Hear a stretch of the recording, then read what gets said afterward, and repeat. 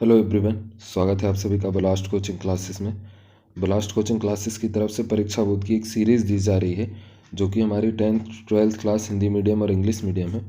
इस वीडियो में हम लोग 10th क्लास हिंदी मीडियम देखने वाले हैं, जिसमें हम सारे ऑब्जेक्टिव कवर करेंगे। अगर हम इसका सिलेबस देखें तो हम लोगों को पता है कि 2023 वाले जो सारे एग्ज़ाम हैं 10th क्लास के, वो 75 मार्क्स के होने वाले हैं। 75 मार्क्स में से आपका 30 मार्क्स के केवल ऑब्जेक्टिव आने वाले हैं। तो इस वीडियो में हम लोग केवल ऑब्जेक्टिव कवर करेंगे। अगर आपको ये वीडियो पसंद आती है तो लाइक और कमेंट ज़रूर करना। जितने ज़्यादा आपके कमेंट आएंगे उस हिसाब से फिर हम आगे की इसकी 2 मार्क्स की 3 मार्क्स की ऐसी वीडियो बनाएंगे, ठीक है। तो जो हमारे ये 30 मार्क्स के ऑब्जेक्टिव आने वाले हैं, केवल इसी को हम लोग टारगेट करेंगे। आगे हम देख लेते हैं कि माध्यमिक शिक्षा मंडल मध्य प्रदेश भोपाल ने हिंदी में जो 10th क्लास है, इसमें कौन कौन से टॉपिक या कौन कौन से सब्जेक्ट हटा दिए गए हैं 2023 वाले सेशन में, ठीक है। तो इसमें पहला है हमारा क्षितिज भाग 2। तो इसमें काव्यखंड में से जैसे ये पायनी नुपुर हटा दिया है, डार द्रुम पलना हटा दिया है, फटिक सिलानी ये हटा दिया है। इनके लेखक कौन थे? देव। तो ये पार्ट 3 हटा दिया है। क्षितिज भाग 2 काव्यखंड का पार्ट 7 छाया मत छूना ये भी हटा दिया है। पार्ट 8 भी हटा दिया कन्यादान। पार्ट 13 हटा दिया गद्य खंड में से मानवीय करुणा की दिव्य चमक। और साथ में क्षितिज गद्य खंड में से पार्ट 15 भी हटा दिए स्त्री शिक्षा के विरोधी कुतर्कों का खंडन। और कृति का भाग 2 में से जॉर्ज पंचम की नाक को हटा दिया है। और कृति का भाग 2 में से यही हमारी यही ठैया झुलनी हैरानी हे रामा ये भी हटा दिया है, ठीक है। तो ये वाला कंटेंट हमारा क्या हो गया, पार्ट ये इतना कम कर दिया गया है 10th क्लास में। तो ये चैप्टर आपको पढ़ने की ज़रूरत नहीं है। अगर हम आगे चलें तो ये हमारी वेबसाइट का लेआउट है। ये जो पीडीएफ है आपको वो टेलीग्राम पे मिल जाएगा हमारे, जिसकी लिंक नीचे डिस्क्रिप्शन में दी होगी। और साथ में इस वेबसाइट पे भी मिल जाएगा। आपको करना क्या है कि ये वेबसाइट में जाना है और यहाँ पे जाकर के ये आपको सबसे फुटर में दिखेगा 10th क्लास हिंदी। तो इसको ओपन करना है और इसके स्टडी मटेरियल में जाओगे तो आपको मिल जाएगा। इसका वीडियो जो है कि कैसे जाना है, एक आध बार बीच में मैं इसी वीडियो में कहीं पर आपको दिखा दूँगा, जिससे कि आपको आसानी होगी ये यहाँ तक पहुँचना है। ये जो वेबसाइट है इसकी लिंक ये blastcc.in है, पर आप direct blast coaching classes search करके भी जा सकते हो। तो आप ब्लास्ट कोचिंग क्लासेस सर्च करना आपके गूगल में तो आपको मिल जाएगा, वहाँ से आप जा सकते हो। जैसे ही आप यहाँ आओगे तो यहीं से आपको टेलीग्राम जाने के लिए भी मिल जाएगा। जैसे वीडियो के डिस्क्रिप्शन में भी टेलीग्राम मिल जाएगा। और भी अगर हमारे किसी सोशल साइट्स की ज़रूरत पड़ती है तो आप यहाँ से पिक कर सकते हो। नेक्स्ट है हमारा यूट्यूब। तो यूट्यूब में हमारे 10.5 के अभी सब्सक्राइबर हैं। इसको और ज़्यादा इंक्रीज़ करना है, आपको इस सब्सक्राइबर पे क्लिक करके सब्सक्राइब कर लेना है। अभी हम लोग दे रहे हैं 10th क्लास परीक्षा बोर्ड की सीरीज़। तो आप जैसे यूट्यूब के प्लेलिस्ट में जाओगे तो वहाँ पे आपको दिख जाएगी 10th परीक्षा बोर्ड 2023 ये नाम से प्लेलिस्ट है। इससे पहले हमने 10th क्लास का साइंस हिंदी मीडियम का डाल दिया है, तो आप उस वीडियो को भी देख लेना, वो करीब 1.5 घंटे के आसपास की है। ये भी आपकी करीब इतनी बड़ी वीडियो होने वाली है, ठीक है। इसके बाद में अगर हम आगे आते हैं तो अब हम लोग स्टार्ट करते हैं हमारा। तो इसमें ऑब्जेक्टिव जो है वो हमारे सेकंड इकाई से स्टार्ट होते हैं, जो कि है हमारा व्याकरण। तो ये ऑब्जेक्टिव हम सारे देखते हैं। पहला हमारा इसमें सही विकल्प चुनिए। और इसमें इस शाखा के कवियों ने प्रेम के द्वारा ईश्वर तक पहुंचने का विचार निरूपण किया है। तो इसका आंसर हमारा क्या आ जाएगा, प्रेम मार्गी कवियों ने। इसके बाद में नेक्स्ट है हमारा सेकंड क्वेश्चन। तो सेकंड है इस धारा के कवियों ने परमात्मा के निराकार रूप को स्वीकार किया। तो किस धारा के ने किया, निर्गुण भक्ति धारा वालों ने किया है। तीसरा है हमारा इस धारा के कवियों ने ईश्वर के साकार रूप को मान्यता दी है। तो इसका आंसर हमारा क्या हो जाएगा, सगुण भक्ति वालों ने ईश्वर को साकार रूप में मान्यता दी है। चौथा, इस शाखा के कवियों ने राम को लोक रक्षक के रूप में मान्यता दी है। तो इसका आंसर हमारा क्या हो जाएगा, राम भक्ति शाखा वालों ने। पांचवा है इस शाखा के कवियों ने कृष्ण को लोक रंजक के रूप में मान्यता दी है। तो इसका आंसर क्या हो जाएगा, कृष्ण भक्ति शाखा वालों ने। नेक्स्ट है हमारा 6, आदिकालीन काव्य की भाषा थी। तो जो आदिकालीन काव्य था उसकी भाषा कैसी थी, डिंगल पिंगल भाषा थी। नेक्स्ट है हमारा 7, तो इसमें है हिंदी साहित्य के इतिहास में स्वर्ण युग कहलाता है। तो स्वर्ण युग किसको कहते हैं, भक्ति काल को इसका स्वर्ण युग कहा जाता है। उसके बाद में नेक्स्ट है हमारा रिक्त स्थानों की पूर्ति कीजिए। पहला हमारा भक्तिकालीन साहित्य में भावना की प्रधानता थी। तो क्या थी, भक्ति। दूसरा है भक्तिकालीन की कविता में सगुण भक्ति धारा और भक्ति धारा में विभाजित हो गई, तो इसका आंसर हमारा क्या आ जाएगा, तो ये आ जाएगा निर्गुण। तीसरा हमारा भक्ति काल में चिंतन की प्रधानता थी, तो इसका आंसर हमारा क्या आ जाएगा, धार्मिक। चौथा है हमारा भक्ति काल के काव्य में की प्रतिष्ठा हुई, तो इसका आंसर हमारा क्या आ जाएगा, तो ये आ जाएगा रहस्यवाद। नेक्स्ट हमारा निर्गुण भक्ति धारा की मुख्य शाखाएं हैं, तो निर्गुण भक्ति धारा की कितनी मुख्य शाखाएं हैं, तो इसकी 2 मुख्य शाखाएं। इसके बाद में नेक्स्ट देखते हैं हम लोग। तो अगला है हमारा वस्तुनिष्ठ प्रश्न। ये इसमें टॉपिक ऊपर मैंने मेंशन नहीं किए हैं, तो नीचे एक टैगलाइन आएगी, जैसे आप इस पर क्लिक करोगे तो वहाँ से ये सारे पार्ट आपको सेपरेट भी मिल जाएंगे और नाम भी नीचे मिल जाएगा कि किस किस के ऑब्जेक्टिव हैं। ठीक है, आप कुछ पार्ट को स्किप भी करना चाहोगे तो भी डायरेक्ट पहुँच सकते हो। नेक्स्ट क्वेश्चन है हमारा वाक्य के तत्व कितने होते हैं, तो जो हमारा वाक्य होता है उसके हमारे तत्व कितने होते हैं, 3 होते हैं। नेक्स्ट रचना के आधार पर वाक्य होते हैं, तो रचना के आधार पर वाक्य कितने होते हैं, 3 होते हैं। उसके बाद में अगला क्वेश्चन है हमारा तीसरा, अनुराग स्कूल जाता है, यह वाक्य है, तो अनुराग स्कूल जाता है ये कैसा वाक्य है, साधारण वाक्य। चौथा हमारा अकर्तव्य वाक्य लुप्त होता है, तो इसका आंसर हमारा क्या आएगा, इसमें जो अकर्तव्य वाक्य होता है उसमें कर्ता लुप्त होता है। पांचवा क्वेश्चन है हमारा पद कहते हैं, तो पद वाक्य में प्रयुक्त शब्दों को हम क्या कहते हैं, पद कहते हैं। उसके बाद में नेक्स्ट है हमारा 6, तो 6 में हमारा है विभानुभाव संचारी संयोगाद्रस निष्पत्ति, यह सूत्र किसका है, तो यह सूत्र किसका है, भरत मुनि का है।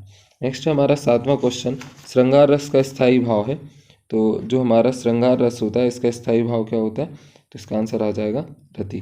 नेक्स्ट है 8वां, रस के अंग हैं, तो जो रस है उसके कितने अंग हैं, तो इसका आंसर हो जाएगा रस के 4 अंग हैं। 9th है हमारा मधुवन तुम कत रहत हरे, तो ये हमारा विरह वियोग श्याम सुंदर के ठाणे क्यों ना जरे, यह उदाहरण किस रस का है, तो ये उदाहरण हमारा किसका है, वियोग रस का है। इसके बाद में नेक्स्ट हमारा 10वां, घृणा को उत्पन्न करने वाले दृश्यों का वर्णन होने पर रस कहते हैं, तो इसको हम लोग कौन सा रस कहते हैं, बीभत्स रस कहते हैं। ठीक है, उसके आगे हमारे नेक्स्ट वस्तुनिष्ठ प्रश्न। तो जब भी आप ये वीडियो देखो तो इसको 2-3 बार देख लेना, जिससे कि आपको क्या होगा, ये सारी चीज़ें याद हो जाएंगी। पर याद रखना एक ही साथ मत देख लेना, थोड़ा सा मतलब गैप दे दे करके देख लेना, कि एक बार हमने देख लिया फिर उसके बाद में 8-10 दिनों का गैप दे दिया और आगे हम लोग देख रहे हैं। ठीक है, आगे हम लोग देखते हैं, सही विकल्प चुन करके लिखिए। तो इसमें हमारा पहला है सही विकल्प में सूरदास जी की भाषा है, तो जो सूरदास जी हैं इनकी भाषा कैसी थी, तो इनकी भाषा हमारी थी ब्रज। दूसरा है गोपियाँ किसे बड़भागी कह रही हैं, तो गोपियाँ किसे बड़भागी कहती हैं, तो उद्धव जी को। तीसरा है गोपियों के अनुसार कड़वी ककड़ी की तरह क्या है, तो इनके अनुसार क्या है, योग जो है वो कड़वी ककड़ी की तरह है। नेक्स्ट है चौथा, गोपियों ने मधुकर संबोधन किसके लिए दिया है, तो जो मधुकर है वो किसके लिए दिया है, उद्धव जी को दिया है। उसके बाद में नेक्स्ट है हमारा 5वां, गोपियों के अनुसार कृष्ण ने अब क्या पढ़ लिया है, तो इसका आंसर क्या आ जाएगा हमारा, कि उन्होंने राजनीति पढ़ लिया है। 6वां है सूर सागर के रचनाकार हैं, तो सूर सागर के रचनाकार कौन है, सूरदास जी। उसके बाद में नेक्स्ट है रिक्त स्थानों की पूर्ति कीजिए। तो पहला है सूरदास जी मुख्यतः रस के कवि हैं, तो सूरदास जी मुख्यतः वात्सल्य रस के कवि हैं। दूसरा है योग संदेश लेकर मथुरा से ब्रजधाम आए हैं, तो मथुरा से ब्रजधाम कौन आए, जो उद्धव जी महाराज हैं वो आए। नेक्स्ट है तीसरा, गोपियों के मन की बात ही रह गई है, तो गोपियों के मन की बात मन में ही रह गई है। चौथा है योग संदेश सुनकर गोपियों की बढ़ रही है, तो उनकी ब्रह अग्नि क्या है, बढ़ रही है। 5वां, गोपियों के अनुसार योग उन्हें सिखाना चाहिए जिनका मन की तरह घूम रहा है, तो ये क्या है, चक्री की तरह घूम रहा है। 6वां है राजा का है प्रजा को ना सताए, तो राजा का क्या है, धर्म है कि वो प्रजा को ना सताए। नेक्स्ट है हमारा सही जोड़ी, तो सही जोड़ी में पहला है हमारा बड़भागी, तो बड़भागी किसको कहा है गोपियों ने, उद्धव जी को कहा है, तो ये उद्धव जी को मैच करेगा। दूसरा है हमारा हारिल पक्षी, तो जो हारिल पक्षी होता है ये हमारा कैसा होता है, मतलब हारिल पक्षी हमेशा अपने साथ में एक लकड़ी को लेकर के चलता है, बगैर लकड़ी के वो आगे नहीं बढ़ता है। अगर पानी पीने भी आता है ज़मीन पर तो भी वो क्या करता है, अपने साथ में लकड़ी को लेकर के आता है। नेक्स्ट है गोपियाँ, तो गोपियाँ किसको मैच करेगा, तो ये करेगा गोपियाँ कैसी हैं, भोली हैं। नेक्स्ट है गुड़। तो गुड़ हमारा मैच करेगा कि गुड़ से हमेशा चींटी क्या है, लिपटी हुई होती। कड़वी ककड़ी, तो कड़वी ककड़ी किसको कहा गया, योग संदेश को कहा गया। उसके बाद में नेक्स्ट है सत्य सत। तो पहला है कृष्ण ने गोपियों के लिए प्रेम संदेश भेजा था, तो ये असत्य है। नेक्स्ट है योग संदेश सुनकर गोपियों की विरह अग्नि बढ़ रही है, तो ये हमारा सत्य है। तीसरा है योग संदेश गोपियों को गुड़ की तरह मीठा लगा, तो ये क्या है हमारा असत्य है। चौथा है अच्छे लोग परहित के लिए दौड़ चले आते हैं, तो ये कैसा सत्य है। और पांचवा और लास्ट है गोपियाँ कृष्ण द्वारा चुराए गए अपने मन को वापस मांग रही हैं, तो ये क्या है सत्य है। उसके बाद में अगले हैं हमारे वास्तुनिष्ठ प्रश्न। तो इसमें पहला क्वेश्चन है हमारा, सही विकल्प चुन करके लिखिए। रामचरितमानस की भाषा है, तो जो रामचरितमानस है उसकी भाषा कैसी है, अवधी है। दूसरा राम लक्ष्मण के गुरु का नाम था, तो जो राम लक्ष्मण जी हैं इनके गुरु का नाम क्या था, विश्वामित्र था। तीसरा हमारा धनुष टूट जाने पर कौन क्रोधित हुए, तो धनुष टूट जाने पर कौन क्रोधित हुए, परशुराम भगवान है वो धनुष टूट जाने पर क्रोधित हुए। चौथा है सहस्त्रबाहु का वध किसने किया था, तो सहस्त्रबाहु का वध किसने किया था, परशुराम जी ने किया था। पांचवा है उंगली दिखाने से कौन मुरझा जाता है, तो उंगली मुरझाने से कुम्हेड़े का फूल मुरझा जाता है। जो हमारा कुम्हेड़े यानी जो कद्दू होता है उसका फूल क्या है, मुरझा जाता है। नेक्स्ट है हमारा सेकंड, रिक्त स्थानों की पूर्ति कीजिए। पहला है परशुराम स्वभाव से थे, तो परशुराम स्वभाव से कैसे थे, क्रोधी थे। उसके बाद में नेक्स्ट है रघुकुल में देवता ब्राह्मण ईश्वर भक्त और का वध नहीं किया जाता, तो किसका नहीं किया जाता, गाय का। तीसरा हमारा व्यक्ति अपनी प्रशंसा स्वयं ही करते हैं, तो लक्ष्मण जी के हिसाब से जो कायर व्यक्ति होते हैं वो अपनी प्रशंसा स्वयं करते हैं। चौथा परशुराम जी के गुरु हैं, तो परशुराम जी के गुरु भगवान शंकर यानी भगवान शिव हैं। पांचवा है बालको बोली बधा नहीं तो ही में अलंकार है, तो इसमें बा वर्ड की आवृत्ति बार बार हो रही है, इसलिए कौन सा अलंकार है, अनुप्रास अलंकार है। नेक्स्ट है हमारा सही जोड़ी बनाओ। तो पहला है हमारा कौशिक, तो कौशिक ये किसको मिलेगा, विश्वामित्र को। नेक्स्ट है धनुष तोड़ने वाला, तो धनुष किन्होंने तोड़ा था, भगवान राम ने। और तीसरा है हमारा भृगुसुत, तो भृगुसुत हमारा किसको जाएगा, ये कौन है, परशुराम जी। नेक्स्ट है जीर्ण शीर्ष, तो जीर्ण शीर्ष क्या है, ये शिव धनुष था। नेक्स्ट है व्यंग बाण, तो व्यंग बाण कौन चला रहे हैं, लक्ष्मण जी चला रहे हैं।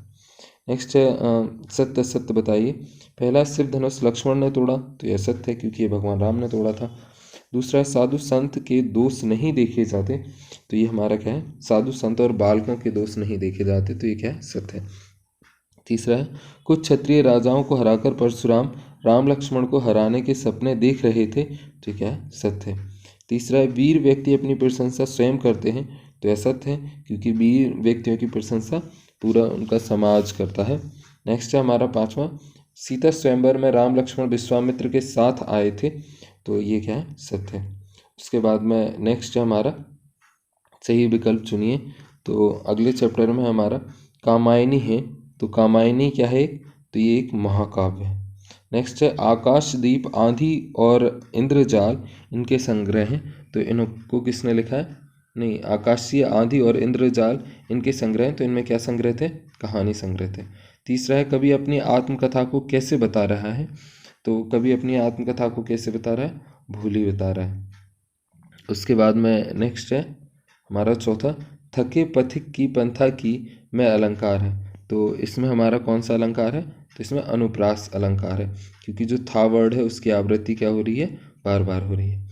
पांचवा कभी अपनी प्रेयसी के कपोलों की लालिमा की तुलना किससे कर रहा है, तो कभी किससे कर रहा है, उषा काल की अरुणिमा से। इसके बाद में नेक्स्ट है जयशंकर प्रसाद के काव्य में झलक मिलती है, तो इनके काव्य में किसकी झलक मिलती है, प्रेम सौंदर्य की। सातवां छायावाद के प्रमुख कवियों में गिने जाते हैं, तो छायावाद के प्रमुख कवियों में कौन गिने जाते हैं, तो इसका आंसर आ जाएगा जयशंकर प्रसाद जी गिने जाते हैं। उसके बाद में नेक्स्ट है जयशंकर प्रसाद को कामायनी पर पारितोषिक मिला, तो इनको कौन सा पारितोषिक मिला था, मंगला प्रसाद।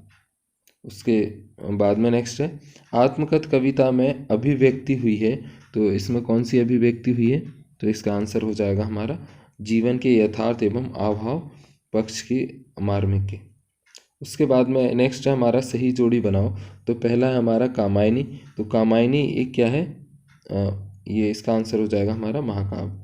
दूसरा है हमारा जयशंकर प्रसाद। तो जयशंकर प्रसाद कैसे छायावाद के कवि हैं। नेक्स्ट है क्यों मेरी कंथा की। तो इसका आंसर क्या हो जाएगा, तो इसमें कौन सा अलंकार है, क्यों मेरी कंथा की, इसमें अनुप्रास अलंकार है, का वर्ड 3 बार आया है ऐसे। नेक्स्ट है चौथा हंस यानी पत्रिका। तो इसका आंसर क्या हो जाएगा, तो ये प्रेमचंद्र जी यहाँ पे काम करते थे। नेक्स्ट है थकी सोई है। तो ये क्या है, मेरी मौन व्यथा थकी सोई है। नेक्स्ट है एक शब्द और एक वाक्य में उत्तर दीजिए। तो इसमें पहला है कवि अपना पाथेय किससे मानता है। तो अपनी स्मृतियों को पाथेय मानता है।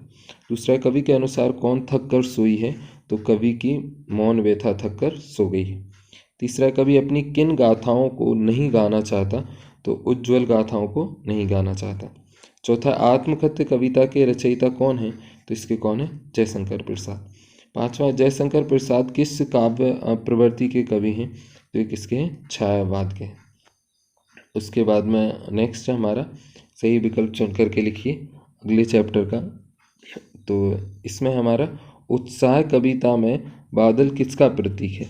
तो जो उत्साह कविता है इसमें बादल किसका प्रतीक है, क्रांति का। नेक्स्ट हमारा सेकंड, कवि ने बादलों को किसकी कल्पना के समान पाले हुए माना है। तो कवि ने किसकी कल्पना के समान माना है, बाल कल्पना के। तीसरा है कवि ने बादलों के लिए किस विशेषण का प्रयोग किया है। तो कवि ने किस विशेषण का प्रयोग किया है, तो ये इसका आंसर आ जाएगा नवजीवन वाले। चौथा है कवि बादलों से किस प्रकार बरसने का आह्वान कर रहा है। तो इसका आंसर क्या आ जाएगा, किस प्रकार बरसने का आह्वान कर रहा है, आकाश को घेर कर। उसके बाद में अगला और पांचवा है हमारा, कवि ने तप्त धरा के माध्यम से किस ओर संकेत किया है। तो किस ओर किया है, जन सामान्य की पीड़ा की ओर। नेक्स्ट है कवि की आंखें किसकी ओर से नहीं हट पा रही हैं। तो किसकी ओर से नहीं हट पा रही हैं, प्राकृतिक सुंदरता की ओर से। नेक्स्ट है फागुन आते ही वन उपवन में क्या परिवर्तन होने लगता है। तो फागुन आते ही क्या परिवर्तन होने लगता है, पेड़ पौधे पर रंग बिरंगे फूल खिलने लग जाते हैं। नेक्स्ट है अट नहीं रही है कविता में चारों तरफ किसकी सुंदरता फैली हुई है। तो किसकी फैली हुई है, फागुन की सुंदरता फैली हुई है। नेक्स्ट है रिक्त स्थानों की पूर्ति कीजिए। कवि बादलों से का आग्रह कर रहा है। तो कवि बादलों से बरसने का आग्रह कर रहा है। नेक्स्ट है दूसरा, कवि ने बादलों को के समान सुंदर बताया है। तो किसके समान सुंदर बताया, केसों के। तीसरा है आभा की तन सट नहीं रही है। तो इसका आंसर क्या आएगा, आभा फागुन की तन सट नहीं रही है। चौथा फागुन में डालियां से लद गई हैं। तो किससे लद गई हैं, कोमल पत्तों से। पांचवा हमारा उत्साह कविता में कवि बादलों को जोर से को कहता है। तो जोर से गरजने को कहता है। नेक्स्ट है हमारा सही जोड़ी बनाओ। तो पहला है निराला। तो निराला जी कैसे कवि थे, उत्साह मतलब भर देते थे। नेक्स्ट है विद्युत छवि। तो विद्युत छवि ये क्या हो जाएगा, इसका आंसर ये कहाँ है, उर्म में। नेक्स्ट है तीसरा छायावाद। तो छायावाद में क्या होता है, प्रकृति का मानवीकरण होता है। चौथा है पर कर देते हो। तो इसका आंसर क्या हो जाएगा हमारा, तो ये हो जाएगा अनुप्रास अलंकार है।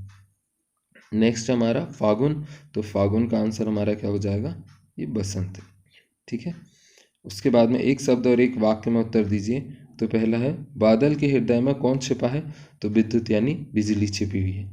दूसरा है विश्व के सकल जन गर्मी से कैसे हो रहे हैं। तो उससे क्या हो रहे हैं, व्याकुल हो रहे हैं। तीसरा है हमारा घेर घेर घेर घेर घोर गगन में कौन सा अलंकार है। तो इसमें कौन सा अनुप्रास है, क्योंकि घा वर्ड की आवृत्ति बार बार हो रही है। चौथा है बादल किस दिशा से आते हैं। तो बादल अज्ञात दिशा से आते हैं, किधर से भी आ जाते हैं। पांचवा फागुन में डालियां किससे लद जाती हैं। तो ये हरी लाल पत्तियों से लद जाती हैं। उसके बाद में अगला है हमारा सही विकल्प।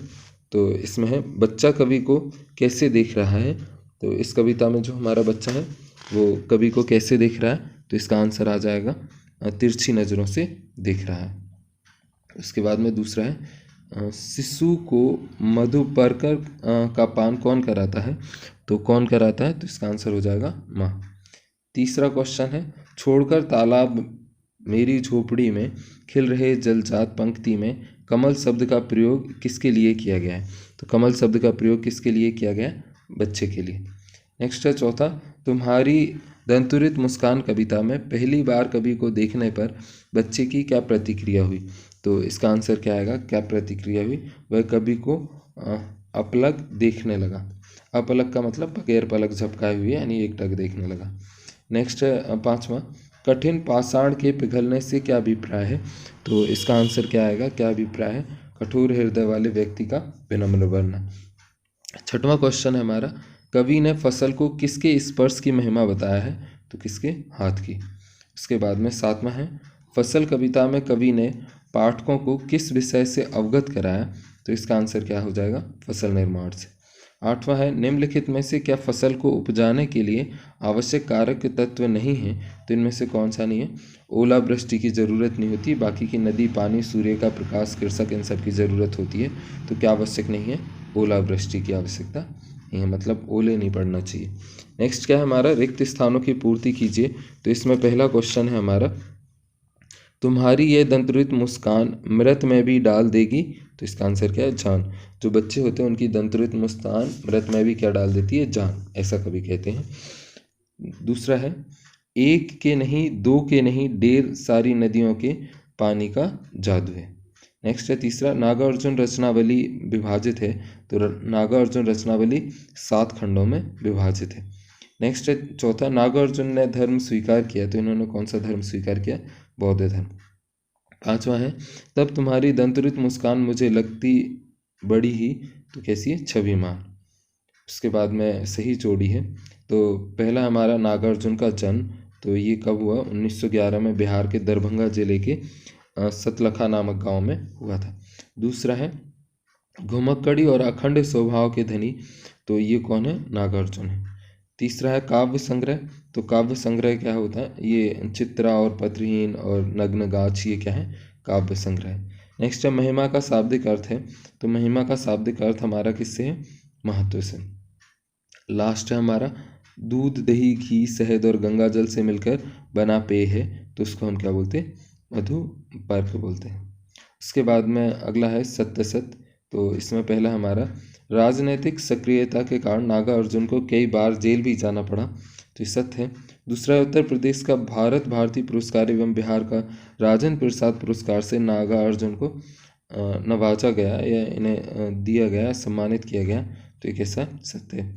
तीसरा, रूपांतर है सूरज की किरणों का सिमटा हुआ संकोच है हवा की थिरक का, यह बात फसल के लिए कही गई है। तो ये सत्य है। चौथा है, कनखी मार का शाब्दिक अर्थ प्रसन्नता से देखना है। तो ये असत्य है। कनखी मार का मतलब चोरी छेपे देखना या तिरछी नज़रों से देखना। नेक्स्ट है, नागार्जुन का अधिकांश काव्य व्यंग्यात्मक शैली में लिखा हुआ है। तो कैसा, सत्य है। उसके बाद में अगला है, एक शब्द और एक वाक्य में उत्तर दीजिए। तो पहला है, बच्चे का धूल से सना शरीर कवि को कैसा लगा। तो कवि को धूल से सना शिशु कमल के जैसा, जैसे वह तालाब को छोड़कर उसकी झोपड़ी यानी उसके घर में आ गया हो। दूसरा है, फसल उपजाने के लिए आवश्यक तत्व कौन से हैं।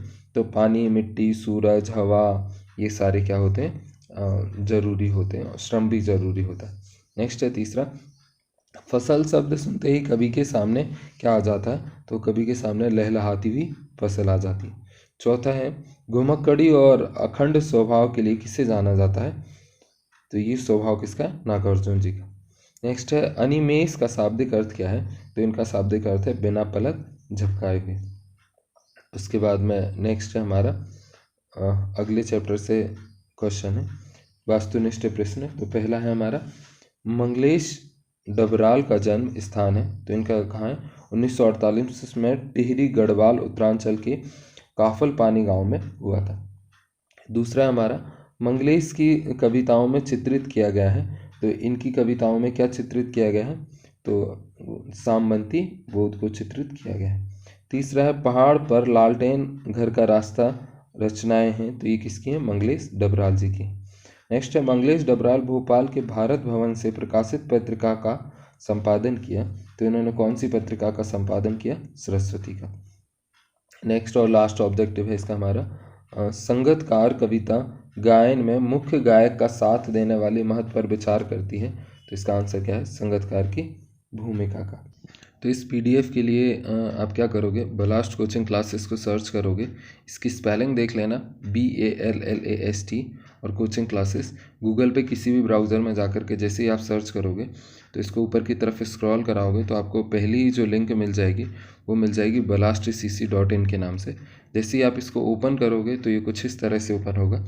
और आप हिंदी के लिए नहीं, इस पीडीएफ के लिए नहीं, कोई सी भी पीडीएफ 9th क्लास से 12th क्लास तक की जितनी भी हम देंगे वो इसी वेबसाइट पे मिलेगी। तो आपको क्या करना है, इसको ऊपर की तरफ स्क्रॉल कराते आना। जैसे ही सबसे नीचे आओगे तो आप इधर देखोगे कि ये 9th क्लास के सारे सब्जेक्ट हैं, ये 10th क्लास के हैं। इसके और नीचे जाओगे तो ये हमारे 11th क्लास के हैं और ये 12th क्लास का। अभी हम 10th क्लास का हिंदी देख रहे हैं तो हम यहाँ पे जो ये 10th क्लास का हिंदी है इसके ऊपर जा कर के क्लिक करेंगे। तो जैसे ही आप क्लिक करोगे तो मतलब ये ओपन हो जाएगा। तो ये ऐसा ओपन हो जाएगा। जैसे ही ओपन होता है आपको इसको ऊपर की तरफ स्क्रॉल कराना है और स्क्रॉल करा करके नीचे ढूंढना है स्टडी मटेरियल। तो ये रहा आपका स्टडी मटेरियल।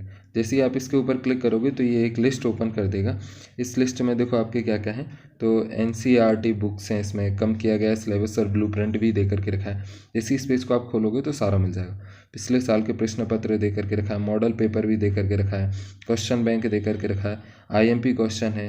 पर अभी इसकी वीडियो हम लोग रिकॉर्ड कर रहे हैं तो यहीं पर आपको मिल जाएगा एक और ये IMP क्वेश्चंस के ऊपर परीक्षा बोर्ड का ऐसी टॉपिक, तो उसके ऊपर आप क्लिक करोगे तो आपको मिल जाएगा।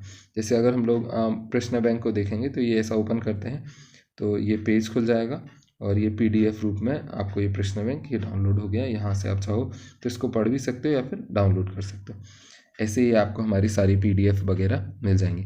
जिस सब्जेक्ट का चाहिए हो उस सब्जेक्ट का मिल जाएगा। अगला टॉपिक है हमारा रिक्त स्थानों की पूर्ति कीजिए। पहला अंतरा का शाब्दिक अर्थ है, तो इसका शाब्दिक अर्थ क्या होता है, स्थायी या टेक को छोड़कर गीत का चरण। दूसरा, वह अपनी गूंज मिलाता है, तो इसका आंसर क्या आएगा, प्राचीन काल से। नेक्स्ट है तीसरा, उसे विफलता नहीं उनकी समझा जाना चाहिए, तो उसे विफलता नहीं उसकी मनुष्यता समझा जाना चाहिए। चौथा, मंगलेश डबराल ने सन 1983 में जनसत्ता साहित्य संपादक का पद संभाला था।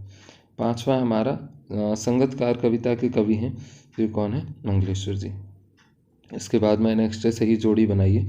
तो पहला हमारा सावंती बोध एवं पूंजीवादी छल छद्दम की कविताएं हैं, तो ये किसकी हैं, मंगलेश्वर डबराल की। नेक्स्ट है भाषा, तो भाषा कैसी है, पारदर्शी। जनसत्ता, तो जनसत्ता का इन्होंने क्या किया, संपादक किया।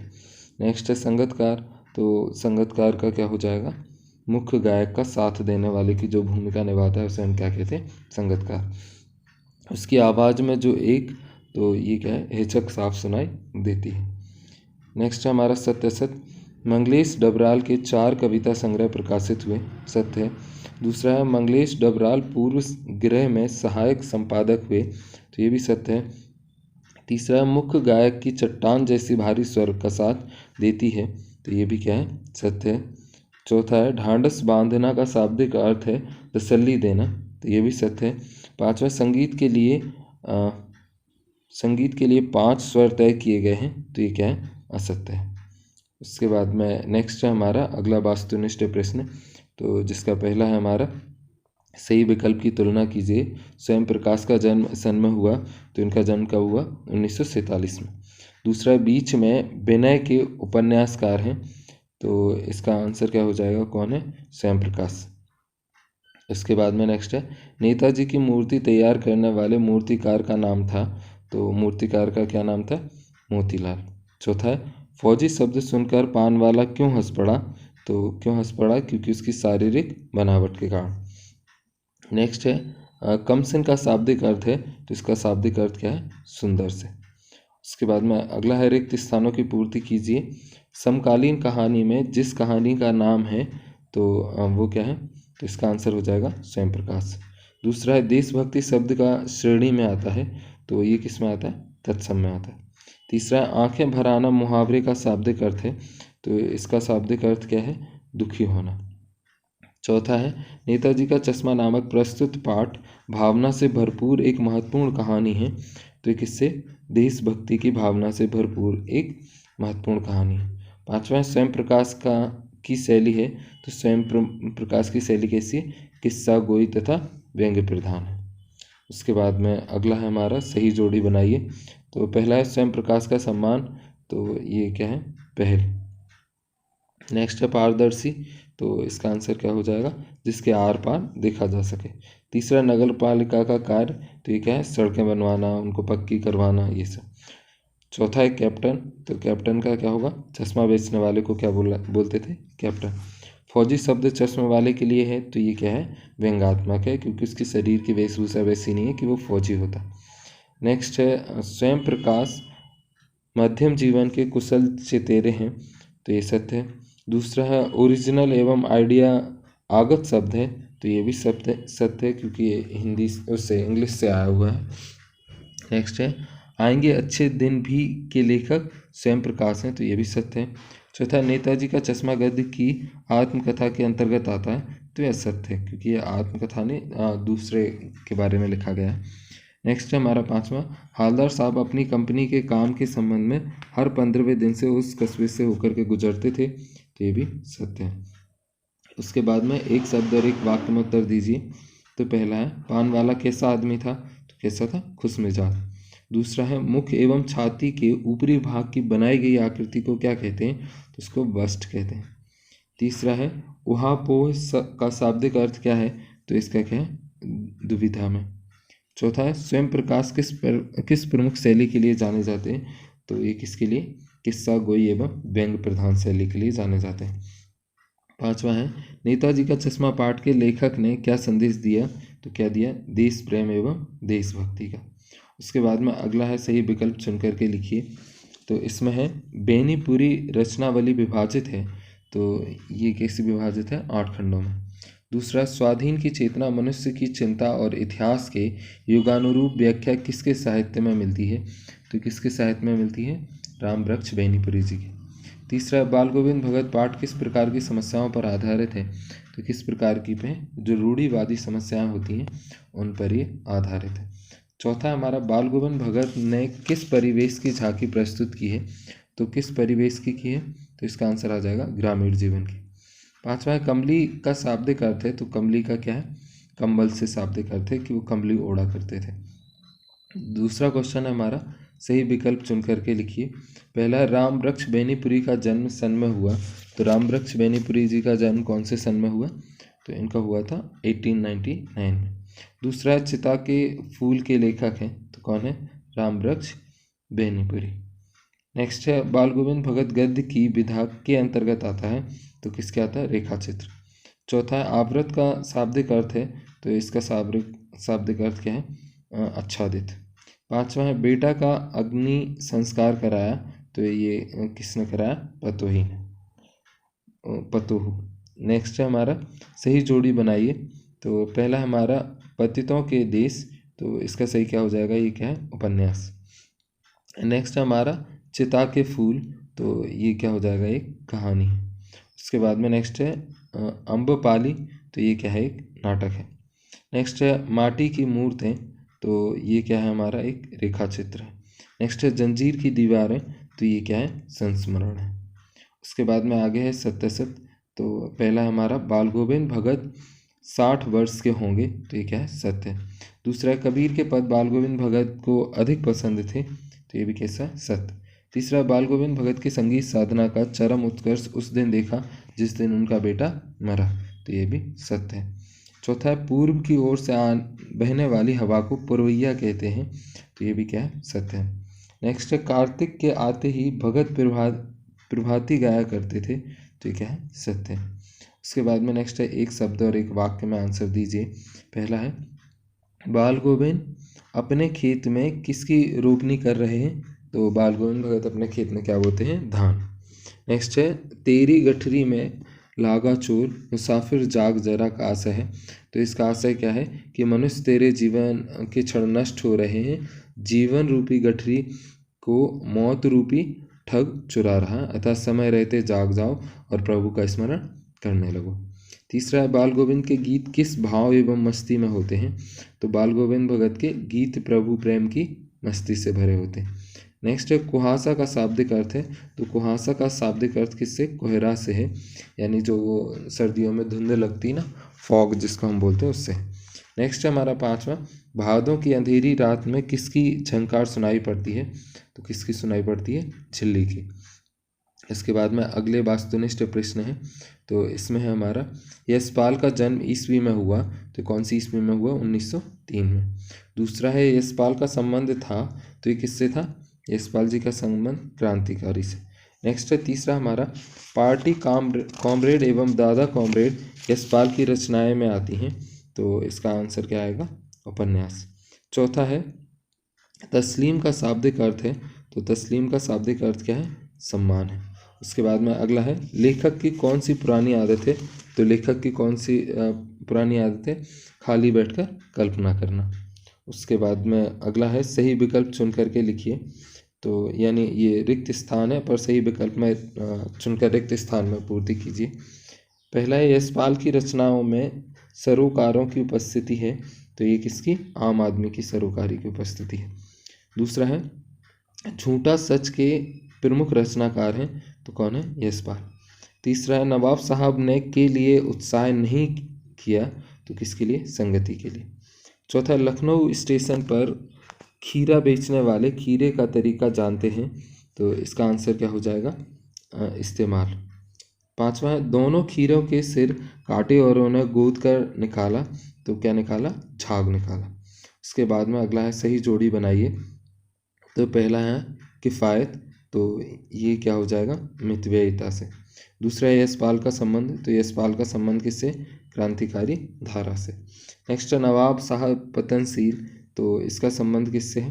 तो इसका संबंध है सामंती वर्ग के जीते जागते उदाहरण से। नेक्स्ट है अंग्रेजी शब्द, तो टिकट क्या है और बर्थ क्या है? ये दोनों अंग्रेजी शब्द हैं। सिर खम होना मुहावरे का अर्थ है, तो इसका अर्थ क्या है? सिर झुकाना। उसके बाद में अगला है हमारा सत्य सत्य बताइए। पहला है नवाब साहब का भाव परिवर्तन अच्छा नहीं लगा, तो ये सत्य है। दूसरा है लेखक ने खीरा लेने के संदर्भ में जवाब दिया शुक्रिया किबला शौक फरमाए, तो ये सत्य है। तीसरा है नवाब साहब की डकार से लेखक के ज्ञान चक्षु खुल गए, तो ये भी सत्य है। चौथा है लेखक स्वाभिमानी व्यक्ति था, तो ये सत्य है। और पांचवा है संतृष्ट आँखों से देखने का तात्पर्य क्रोध से देखना है, तो यह सत्य है क्योंकि ये संतृप्त आँखों से देखना है, मतलब संतोषजनक। उसके बाद में नेक्स्ट है एक शब्द और एक वाक्य में उत्तर दीजिए। तो पहला है यशपाल ने लखनवी अंदाज में क्या साबित करने के लिए लिखा, तो व्यंग्य साबित करने के लिए। दूसरा है नफीज का शाब्दिक अर्थ क्या है, तो इसका शाब्दिक अर्थ है बढ़िया। तीसरा है ज्ञान चक्षु मुहावरे का शाब्दिक अर्थ क्या है, तो ज्ञान का मतलब तो ज्ञान होता है, चक्षु का मतलब नयन यानी आँखें होता है, तो ज्ञान की आँखें खोल देने का इसका आशय है। चौथा है नवाब साहब का मुँह प्लावित क्यों हुआ, तो ये किससे हुआ? जब खीरा का जीरा नमक पर लाल मिर्च छिड़का गया तब उनका मुँह कैसा हुआ? प्लावित हुआ, यानी उसमें पानी भरा है। पांचवा है यशपाल की रचनाओं में स्पष्ट प्रभाव किसका देखा जा सकता है, तो किसका? कार्ल मार्क्स का। उसके बाद में नेक्स्ट है वास्तुनिष्ठ प्रश्न, सही विकल्प चुन करके लिखिए। पहला है मनु भंडारी का जन्म सन में हुआ, तो कौन से सन में हुआ? 1931 में। उसके बाद में अगला है आजकल मनु भंडारी कहाँ पर रहकर स्वतंत्र लेखन कर रही हैं, तो ये कहाँ पर रहकर कर रही हैं? दिल्ली में। नेक्स्ट है आपका बंटी और महाभोज गद्य की विधा के अंतर्गत आता है, तो ये कौन सी विधा के अंतर्गत आता है? तो इसका आंसर हो जाएगा उपन्यास। नेक्स्ट है एक कहानी यह भी मनु भंडारी द्वारा लिखित है, तो इसका आंसर क्या आएगा? आत्मकथा। उसके बाद में है मनु भंडारी की कहानियाँ तथा उपन्यास उनकी शिल्प में मिलती हैं, तो उनकी कौन सी शिल्प में मिलती हैं? इसका आंसर आ जाएगा सादगी और प्रामाणिक अनुभूति की शिल्प में मिलती है। नेक्स्ट हमारा सही विकल्प चुनकर रिक्त स्थानों की पूर्ति कीजिए, और इसमें पहला है हमारा लेखिका ने बहुत ही खूबसूरती से साधारण लकड़ी के बनने की प्रारंभिक पांडवों को प्रकट किया, तो इसका आंसर क्या आएगा? असाधारण। दूसरा है पिता के ठीक विपरीत थी हमारी बेपड़ी लिखी, तो इसका आंसर हमारा क्या आएगा? माँ। तीसरा हमारा उस समय तक हमारे परिवार में लड़की के विवाह के लिए उम्र वर्ष अनिवार्य योग्यता थी, तो इसका आंसर क्या आएगा? 16 वर्ष एवं मैट्रिक। उसके बाद में अगला है हमारा भटियार खाना का शाब्दिक अर्थ था, तो इसका शाब्दिक अर्थ किससे था? भटियारे का निवास, जहाँ बहुत शोरगुल हो। पाँचवा हमारा थर्ड ईयर है, तो थर्ड ईयर का मतलब क्या है, बीए के तीसरे साल की पढ़ाई को क्या बोलते हैं, थर्ड ईयर। उसके बाद में है सही जोड़ी बनाइए। तो एक प्लेट सैलाब, तो ये किसको जा कर के मैच करेगा, ये क्या है, कहानी संग्रह है। दूसरा है राजस्थान संगीत नाटक अकादमी पुरस्कार, तो ये किसको दिया गया, मनु भंडारी को। नेक्स्ट है कल्चर एवं प्लेट, तो इसका क्या आएगा, ये कैसे शब्द हैं, अंग्रेजी भाषा के शब्द हैं। उसके बाद में अगला है शिल्प की सादगी तथा प्रमाणिक अनुभूति, तो ये क्या है, भाषा शैली है। नेक्स्ट है दरिया दिली का शाब्दिक अर्थ है, तो इसका शाब्दिक अर्थ क्या है, ये परोपकार की उत्कृष्ट भावना रखना। उसके बाद में सत्य सत्य बताइए। तो पहला है स्वतंत्रोत्तर हिंदी कथा साहित्य की प्रमुख हस्ताक्षर मनु भंडारी हैं, तो ये सत्य है। नेक्स्ट है लड़की ने आज़ादी की लड़ाई में जिस तरह भागीदारी की उसमें उत्साह ओज संगठन क्षमता और विरोध करने का तरीका देखते ही बनता है, तो ये कैसा है, सत्य है। तीसरा है एक कहानी यह भी आत्मकथा नहीं आत्मकथ है, तो ये कैसा हमारा, सत्य है।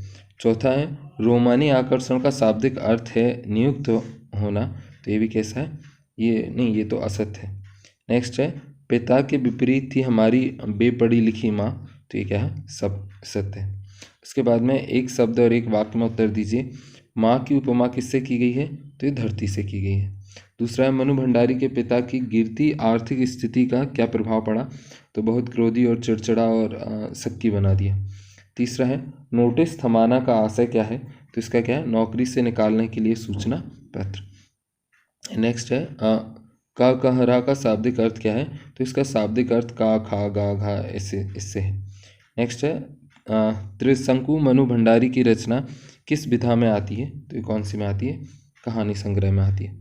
उसके बाद में नेक्स्ट ऑब्जेक्टिव है हमारा यतीन्द्र मिश्र का जन्म सन में हुआ, तो इनका जन्म कौन से सन में हुआ था, सन 1977 में। दूसरा हमारा साहित्य पत्रिका का संपादन किया, तो इसका संपादन किसने किया, यतीन्द्र मिश्र ने। तीसरा यतीन्द्र मिश्र के काव्य संग्रह प्रकाशित हुए, तो इनके कितने काव्य संग्रह प्रकाशित हुए, 3। उसके बाद में अगला है हमारा चौथा नौबत खाने में इबादत के लेखक हैं, तो कौन है, यतीन्द्र मिश्र। नेक्स्ट है अमरुद्दीन का जन्म हुआ, तो अमरुद्दीन का जन्म कहाँ हुआ, डुमराव बिहार में हुआ। उसके बाद में अगला है हमारा सही विकल्प चुन करके रिक्त स्थानों की पूर्ति कीजिए। तो इसमें पहला है हमारा वैदिक इतिहास में का कोई उल्लेख नहीं मिलता, तो इसका सही आंसर क्या है, शहनाई। दूसरा है शहनाई की इसी मंगल ध्वनि के नायक बिस्मिल्लाह खान साहब 80 बरस में भी की मांग कर रहे हैं, तो किसकी, सुर की मांग कर रहे हैं। नेक्स्ट है तीसरा 14 साल की उम्र में बिस्मिल्लाह खां को रियाज के लिए जाना पड़ता था, तो कहाँ जाना पड़ता था, बालाजी मंदिर जाना पड़ता था। इसके बाद में नेक्स्ट है अक्सर समारोहों एवं उत्सवों में दुनिया कहती है बिस्मिल्लाह खां का मतलब बिस्मिल्लाह खां की, तो क्या है, शहनाई। नेक्स्ट है पांचवा जिजीविसा का शाब्दिक अर्थ है, तो इसका क्या है, जीने की इच्छा। उसके बाद में नेक्स्ट है हमारा सही जोड़ी बनाइए। तो पहला है हमारा नौबत खाना, तो ये क्या है, प्रवेश द्वार के ऊपर मंगल ध्वनि बजाने का स्थान होता है, उसको क्या बोलते हैं, नौबत खाना। दूसरा है रोड नरकट से बनाई जाती है, तो ये क्या है, प्रधान वाक्य। नेक्स्ट है बिस्मिल्लाह खां, तो ये क्या है, इसका इनको क्या दिया गया, भारत रत्न दिया गया। नेक्स्ट है यतीन्द्र मिश्र की भाषा, तो इनकी भाषा कैसी है, सहज प्रभावशाली और प्रसंगानुकूल है। नेक्स्ट है अयोध्या तथा अन्य कविताएं, तो ये क्या है, काव्य संग्रह है। उसके बाद में है सत्य सत्य, तो यतीन्द्र मिश्र ने अपनी रचनाओं में समाज और संस्कृति के अनेक पहलुओं का चित्रण किया है, तो कैसा, सत्य है। दूसरा सन 2000 में द्विजदेव की ग्रंथावली का संग्रह संपादन यतीन्द्र मिश्र ने किया, तो क्या है, सत्य है। तीसरा नौबत खाना एवं सजदे उर्दू शब्द हैं, तो ये भी क्या है, सत्य है। चौथा उस्ताद बिस्मिल्लाह खां के बचपन का नाम अमरुद्दीन है, तो ये भी सत्य है। पांचवा थापी का संपादन महावीर प्रसाद द्विवेदी ने किया, तो ये क्या है, असत्य है। उसके बाद में एक शब्द और एक वाक्य में उत्तर दीजिए। पहला है तमीज़ का शाब्दिक अर्थ क्या है, तो ये क्या है, व्यवहारिक योग्यता क्या है, तमीज़ का शाब्दिक अर्थ है। उसके बाद में नेक्स्ट है काशी संस्कृति अनुकरण या पढ़ने के लिए क्या मानी जाती है, तो ये क्या मानी जाती है, पाठशाला। नेक्स्ट है तीसरा, 80 वर्ष के उस्ताद बिस्मिल्लाह खां अभी क्या सोचते हैं? तो वो क्या सोचते हैं कि सातों स्वर के प्रयोग करने में अपूर्ण थे। नेक्स्ट क्या है, उहा पोह का शाब्दिक अर्थ क्या है? तो इसका शाब्दिक अर्थ क्या है? उलझन और अनिश्चितता। पांचवा है, बिस्मिल्लाह खां को किस किस सर्वश्रेष्ठ पुरस्कार से नवाजा गया? तो किससे नवाजा गया? भारत रत्न एवं पद्म विभूषण आदि से। उसके बाद में नेक्स्ट है, अगला क्वेश्चन है हमारा, सही विकल्प चुन करके लिखिए। भदंत आनंद कौशल्यायन का जन्म सन एवं स्थान में हुआ? तो इनका जन्म कब हुआ? सन 1905 में, और पंजाब के अंबाला जिले के सोहाना गांव में हुआ। दूसरा, बचपन का नाम हरनाम दास था। तो ये किसके बचपन का नाम था? तो भरत आनंद कौशल्यायन के बचपन का नाम था। नेक्स्ट है तीसरा, भिक्षु के पत्र जो भूल न सका रचनाओं के लिए प्रसिद्ध हुए?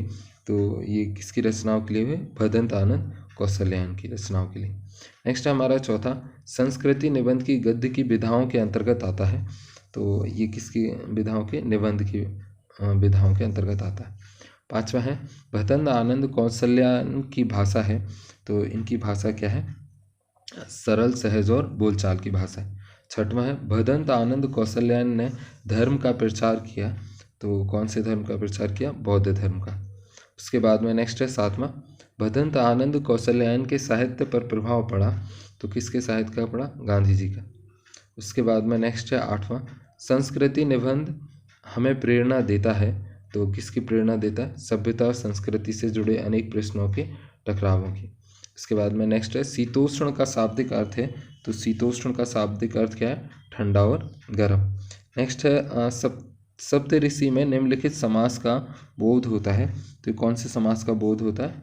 तो ये कर्मधारय समास का बोध होता है सप्तऋषि में। उसके बाद में नेक्स्ट है हमारा, सही विकल्प चुनकर रिक्त स्थानों की पूर्ति कीजिए। तो पहला है हमारा, भदंत आनंद कौशल्यायन की दृष्टि में जो मनुष्य के लिए कल्याणकारी नहीं है वह न सभ्यता है और क्या नहीं है? तो इसका आंसर आ जाएगा ना ही संस्कृति है। उसके बाद में नेक्स्ट है, किसी व्यक्ति विशेष की आग का आविष्कार करने की शक्ति और दूसरी चीज़ है? तो दूसरी चीज़ क्या है? आग का आविष्कार। उसके बाद में इसका आंसर क्या हो जाएगा? आग का आविष्कार। तीसरा क्वेश्चन है, जिस व्यक्ति ने पहली चीज़ जितनी अधिक व जैसी परिष्कृत मात्रा में होगी वह व्यक्ति उतना ही अधिक व वैसा ही तो क्या होगा? तो ये परिष्कृत और आविष्कर्ता होगा। उसके बाद में नेक्स्ट है, श्री कौशल्यायन की शैली है? तो श्री कौशल्यायन की शैली कैसी है? तो इनकी शैली वर्णनात्मक एवं आत्मकथात्मक है। पांचवा है, संस्कृति नामक निबंध हमें कराता है? तो ये क्या कराता है? सभ्यता और संस्कृति का ज्ञान कराता है। उसके बाद में नेक्स्ट है, सही जोड़ी बनाओ। तो सही जोड़ी में है हमारा संस्कृति। तो ये संस्कृति किससे हो जाएगा? ये आ जाएगा भदंत आनंद कौशल्यायन। दूसरा हमारा, भौतिक प्रेरणा ज्ञानेप्सा। तो ये क्या हो जाएगा? मानव संस्कृति के माता पिता। तीसरा है न्यूटन। तो ये इन्होंने क्या दिया था? गुरुत्वाकर्षण। चौथा, मानव संस्कृति एक। तो ये क्या है? अविभाज्य वस्तु है और उसमें जितना अंश कल्याण का है वह अकल्याण का अपेक्षा श्रेष्ठ ही नहीं स्थायी भी है। नेक्स्ट है संस्कृति। तो ये क्या है? एक निबंध है। उसके बाद में नेक्स्ट, सत्य सत्य बताइए। तो पहला हमारा, संस्कृति के नाम से जिस कूड़े करकट के ढेर का बोध होता है वह न संस्कृति है और न रक्षणीय वस्तु है। तो ये कैसा? सत्य है। दूसरा है, अवश्य भावी का शाब्दिक अर्थ है जितना होना निश्चित है। तो ये भी क्या है? सत्य है। तीसरा है, संस्कृति का यदि कल्याण की भावना से नाता टूट जाए तो वह असंस्कृति होकर ही रह जाएगी। तो ये क्या है? सत्य है। चौथा है, सप्तऋषि में तत्पुरुष समास का बोध होता है। तो ये कैसा है? असत्य है। नेक्स्ट है, मानव संस्कृति को विभाजित करने की चेष्टा की गई है। तो ये कैसा है? सत्य है। उसके बाद में एक शब्द और वाक्य में उत्तर दीजिए। तो पहला है, भदंत आनंद कौशल्यायन ने किस धर्म को स्वीकार किया? तो किसको किया? बौद्ध धर्म को स्वीकार किया। नेक्स्ट है, कौशल्यायन ने देश विदेश में किस भाषा का प्रचार प्रसार किया? तो हिंदी भाषा का। अगला है हमारा थर्ड, मानव संस्कृति के माता पिता किसे कहा जाता है? तो किसे कहा जाता है? भौतिक प्रेरणा और ज्ञानेप्सा को। नेक्स्ट है, हिंदू मुसलमान में कौन सा समास है? तो कौन सा है? द्वंद्व समास है। और उसके बाद में लास्ट है, अविभाज्य का शाब्दिक अर्थ क्या है? तो ये है जो बांटा ना जा सके। नेक्स्ट क्वेश्चन है हमारे कृति का भाग 2 से, जिसमें पहला क्वेश्चन है सही विकल्प चुनकर लिखिए। और इसमें पहला है हमारा भोलानाथ का वास्तविक नाम था। तो जो भोलानाथ है उनका वास्तविक नाम क्या था? तो उनका वास्तविक नाम था तारकेश्वर नाथ। उसके बाद में नेक्स्ट है भोलानाथ के ललाट पर कौन सा तिलक शोभित होता था? तो इसका आंसर क्या है? भभूति का। नेक्स्ट है तीसरा, भोलानाथ के पिता आटे की कितनी गोलियां गंगा जी में प्रवाहित करते थे? तो इसका आंसर क्या है? कितनी करते थे? 500। नेक्स्ट है बाबूजी 2 पैसे खरीद लेते थे। तो इसका आंसर क्या है? इसका है गोरखपुरी।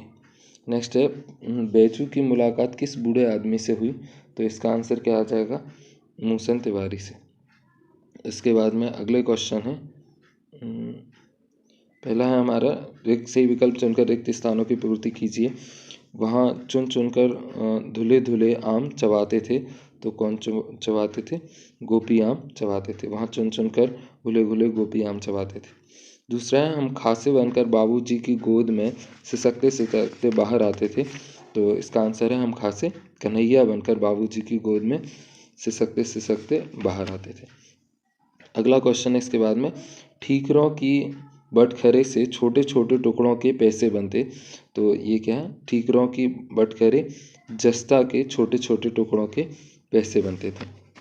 उसके बाद में आगे है भोलानाथ के पिता फूल के कटोरे में सान कर खिलाते। तो क्या सान कर खिलाते? कोरस भात सान कर खिलाते थे। नेक्स्ट है हमारा पांचवा, तो एक टीले पर जाकर भोलेनाथ और उनके साथियों ने के बिल पर पानी उलीचना लगे। तो किसके बिल पर? चूहे के बिल पर पानी उलीचने लगे। नेक्स्ट है सही जोड़ी बना करके लिखिए। गीली मिट्टी, तो गीली मिट्टी की तो क्या बनाते थे? गीली मिट्टी की जलेबी। नेक्स्ट है दातुन के, तो ये क्या बनाते थे? खंबे। तीसरा है तराजू, तो तराजू क्या था? मिट्टी के दिए थे। नेक्स्ट है तंबूरा, तो तंबूरा क्या था? तो ये एक कनस्तर था। नेक्स्ट है हमारा बालू, तो बालू की क्या बना लेते थे? चीनी बना लेते थे। नेक्स्ट है सत्य सत्य बताइए। पहला है बैजू को पकड़ लाने के लिए 5 लड़के गिरफ्तारी वारंट लेकर छूटे। तो ये कैसा है? असत्य है। उसके बाद में नेक्स्ट है मकई के खेत में चौपायों का झुंड चर रहा था। तो ये भी कैसा है? असत्य है। नेक्स्ट है बाबूजी बाएं का खट्टा चुम्मा लेकर दाहिने का मीठा चुम्मा लेते थे। तो ये सत्य है। चौथा, हमारे लाख छटपटाने पर भी एक चुल्लू कड़वा तेल हमारे सिर पर डाल ही दिया जाता था। तो ये कैसा? सत्य है। पांचवा, गणेश जी के चूहे की रक्षा के लिए शिव जी का नंदी निकला। तो असत्य है। शिव जी का क्या आया था? सांप आया था। नेक्स्ट है हम लोग पेड़ों की जड़ से धड़ से सट गए जैसे कुत्ते के कान में चिपक जाती है। तो कुत्ते के कान में क्या चिपक जाती है? अठई। दूसरा है बाबूजी जिस छोटी चौकी पर बैठकर नहाते थे वही बनती थी, वही क्या बनती थी? रंगमंच बनता था। तीसरा है हमारी नाभि और ललार में बिंदु लगाकर चोटी गूंजती बिंदु किस चीज की थी? तो ये किसकी थी? काजल की थी। नेक्स्ट है चौथा, चबूतरे का एक कोना क्या बनता था? नाटक घर बनता था। पांचवा है ज्योनार की भात के अंत में जीमने के लिए कौन बैठ जाते थे? कौन बैठ जाते थे? बापूजी बैठ जाते थे। नेक्स्ट है उसके बाद में अगले चैप्टर से, तो इसका है सही विकल्प चुन करके लिखिए। पहला है बुद्धिस्ट श्वेत पताकाएं फहराते हैं। तो ये कैसा? मृत्यु पर पताकाएं फहराते हैं। दूसरा है 7-8 वर्ष की उम्र के पहाड़ी बच्चे कितने किलोमीटर की चढ़ाई चढ़कर स्कूल जाते हैं? तो इसका आंसर क्या है? 3-3.5 किलोमीटर की चढ़ाई चढ़कर स्कूल जाते हैं। तीसरा है पहाड़ी युवतियाँ क्या पहनकर चाय बागानों में चाय की पत्तियाँ तोड़ती हैं? तो क्या पहनकर तोड़ती हैं? बोको। नेक्स्ट है चौथा, सिक्किम में किसके फुटप्रिंट हैं? तो सिक्किम में किसके फुटप्रिंट हैं? नानक के। पांचवा है गुलाबी पत्थरों के बीच इठला इठला कर चांदी की तरह बहने वाली नदी है। तो कौन सी है बहने वाली नदी? तो इसका आंसर हो जाएगा तिस्ता। उसके बाद में नेक्स्ट है सही विकल्प चुनकर रिक्त स्थानों की पूर्ति कीजिए। तो पहला है यूमथांग की पहाड़ियों का एक नया आकर्षण के फूल हैं। तो किसके फूल हैं? प्रियता और रूडोडेडो के। नेक्स्ट है दूसरा, पहाड़ी कुत्ते भौंकने नहीं हैं, ये सिर्फ रात में ही भौंकते हैं। तो इसका आंसर क्या आ जाएगा? पूर्णिमा की रात में भौंकते हैं। तीसरा है नवयुवक की घरवाली अपने छोटे से लकड़ी के घर के बाहर हमें उत्सुकतापूर्वक देख रही थी, तभी गाय ने आकर बाहर थैले में रखा गुड़ुप कर लिया। तो ये क्या कर लिया, महुआ गुड़ कर लिया। नेक्स्ट है लेखिका अपनी मित्र मंडी के साथ सी लेवल से फीट की ऊंचाई पर भ्रमण कर रही है, तो कितनी, 14,000 फीट की ऊंचाई पर भ्रमण कर रही। नेक्स्ट है गैंगटोक से किलोमीटर की दूरी पर युमथांग था, तो कितना, 149 यानी 149 किलोमीटर की दूरी पर था। उसके बाद में सही जोड़ी बनाइए। पहला है बड़ी टोकरी, तो बड़ी टोकरी किसको जा कर के मिलेगा, तो मिलेगा डोको को। नेक्स्ट है सिक्किम परिधान, तो सिक्किम परिधान क्या कहलाता है, बोको। नेक्स्ट है स्विट्जरलैंड, तो स्विट्जरलैंड क्या है, कटाव। नेक्स्ट है देवी देवताओं का निवास, तो ये कहाँ पर होता है, तो ये है खेदु में। नेक्स्ट है पाप धुल चाहते हैं, तो इसका आंसर क्या है, धर्मचक्र। नेक्स्ट है सत असत, तो तिब्बत के चीस खे बमसन ने लेपचाओं के सोपेन से कुंचतेक के साथ सती पत्र पर यही हस्ताक्षर किए थे, तो ये क्या है, सत्य। दूसरा है बुद्धिस्ट किसी नए कार्य के शुभारंभ पर श्वेत पताकाएं फहराते हैं या लहराते हैं, लगाते हैं, तो यह सत्य है क्योंकि वो मृत्यु पर लगाते हैं। उसके बाद में नेक्स्ट है तीसरा, गुरु नानक की थाली से थोड़े से चावल छिटक कर बाहर गिर गए थे, वहाँ गेहूं की खेती होती है, तो ये क्या है, असत्य है। नेक्स्ट है गगनचुंबी पहाड़ों के तल में सांस लेती एक नन्ही सी शांत बस्ती यूथांग है, तो ये भी कैसा, असत्य है। लास्ट है मस्ती और मादकता का ऐसा संस्करण हुआ कि एक एक कर हम सभी सैलानी गोल गोल घेरा बनाकर नाचने लगे, तो ये कैसा, सत्य है। उसके बाद में नेक्स्ट है एक शब्द और एक वाक्य में उत्तर दीजिए। तो पहला है हमारा हिमालय की तीसरी सबसे बड़ी चोटी, तो ये कौन सी है, कंचनजंगा। दूसरा वह स्थान जहाँ गाइड फिल्म की शूटिंग हुई है, तो इसका आंसर क्या है, कवि लॉन्ग स्टॉक। नेक्स्ट है हिमालय की शिखरों के शिखर से गिरता फैन उगलता झरना, तो ये कौन सा है, सेवन सिस्टर्स वाटरफॉल। नेक्स्ट है सिक्किम में दूध देने वाले काला जानवर कौन सा है, तो कौन सा है, याक। नेक्स्ट है वह जिससे सिक्किम को टूरिस्ट स्पॉट बनाने का विचार लाया, तो ये कौन है, आर्मी ऑफिसर कप्तान शेखर दत्ता। उसके बाद में नेक्स्ट है अगला चैप्टर, तो इसमें है सही विकल्प चुन करके लिखिए। और पहला हमारा लिखने के बाद ही लेखक उस व्यवस्था को पहचानता है, तो कौन सी व्यवस्था को, अभ्यंतर व्यवस्था को पहचानता है। उसके बाद में नेक्स्ट है लेखक की नियमित शिक्षा उसी विषय में हुई, तो किस विषय में हुई, विज्ञान। तीसरा लेखक को रेडियो धर्मिक का जो ज्ञान था वह है, तो वह क्या है, सैद्धांतिक है। चौथा है युद्ध काल में भारत के किस सीमा के सैनिक नदी में बम फेंक देते थे, तो कौन से नदी में कौन फेंक देते थे, पूर्वी सैनिक नदी में बम फेंक देते थे। नेक्स्ट है सड़क पर घूमते हुए जले हुए पत्थर पर लेखक ने उजली छाया देखी, वह थी, तो वह किसकी थी, मानव की थी। उसके बाद में नेक्स्ट है सही विकल्प चुनकर रिक्त स्थानों की पूर्ति कीजिए। पहला हमारा लेखक पर कृतिकार के स्वभाव और का महत्व बहुत होता है, तो किसका होता है, आत्मानुशासन का। दूसरा विज्ञान ने इस दुरुपयोग के प्रति का विद्रोह स्वाभाविक था, तो किसका था, बुद्धि का विद्रोह स्वाभाविक था। नेक्स्ट हमारा काव्यखंड है, तो इसको हम लोग देख लेते हैं कि जो अन्य महत्वपूर्ण क्वेश्चन है हमारे ये काव्यखंड में से लिए गए हैं। जैसे तो काव्यखंड क्षितिज भाग दो हमने देख लिया है, पर कुछ और ऐसे क्वेश्चन जो सारे चैप्टरों को मिक्स करके दिए गए हैं, इससे पहले हमने चैप्टर वाइज देखे थे। तो आपको क्या करना है कि ये वीडियो को लाइक करना है और ज़्यादा से ज़्यादा कमेंट करके हमें बताना है कि और आपको क्या क्या किस तरह का चाहिए, ठीक है। जितना ज़्यादा आप कमेंट करोगे उतनी ज़्यादा और उतनी अच्छी वीडियो हम आपको देते जाएंगे। जब भी आप हमारी वेबसाइट पर जाओ तो उसके रेवेन्यू का ध्यान ज़रूर रखना, क्योंकि उसमें एक हमने टारगेट दे करके रखा है 500 की, उसको कंप्लीट कराने में आप हमारी हेल्प ज़रूर करना, ठीक है। चलो हम आगे काव्यखंड के ये क्वेश्चन और देख लेते हैं जो अलग से आए हुए हैं।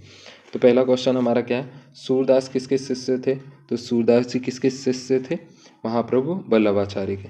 दूसरा बात्सल एवं श्रृंगार के श्रेष्ठ कवि माने जाते हैं, तो ये कौन माने जाते हैं, सूरदास जी।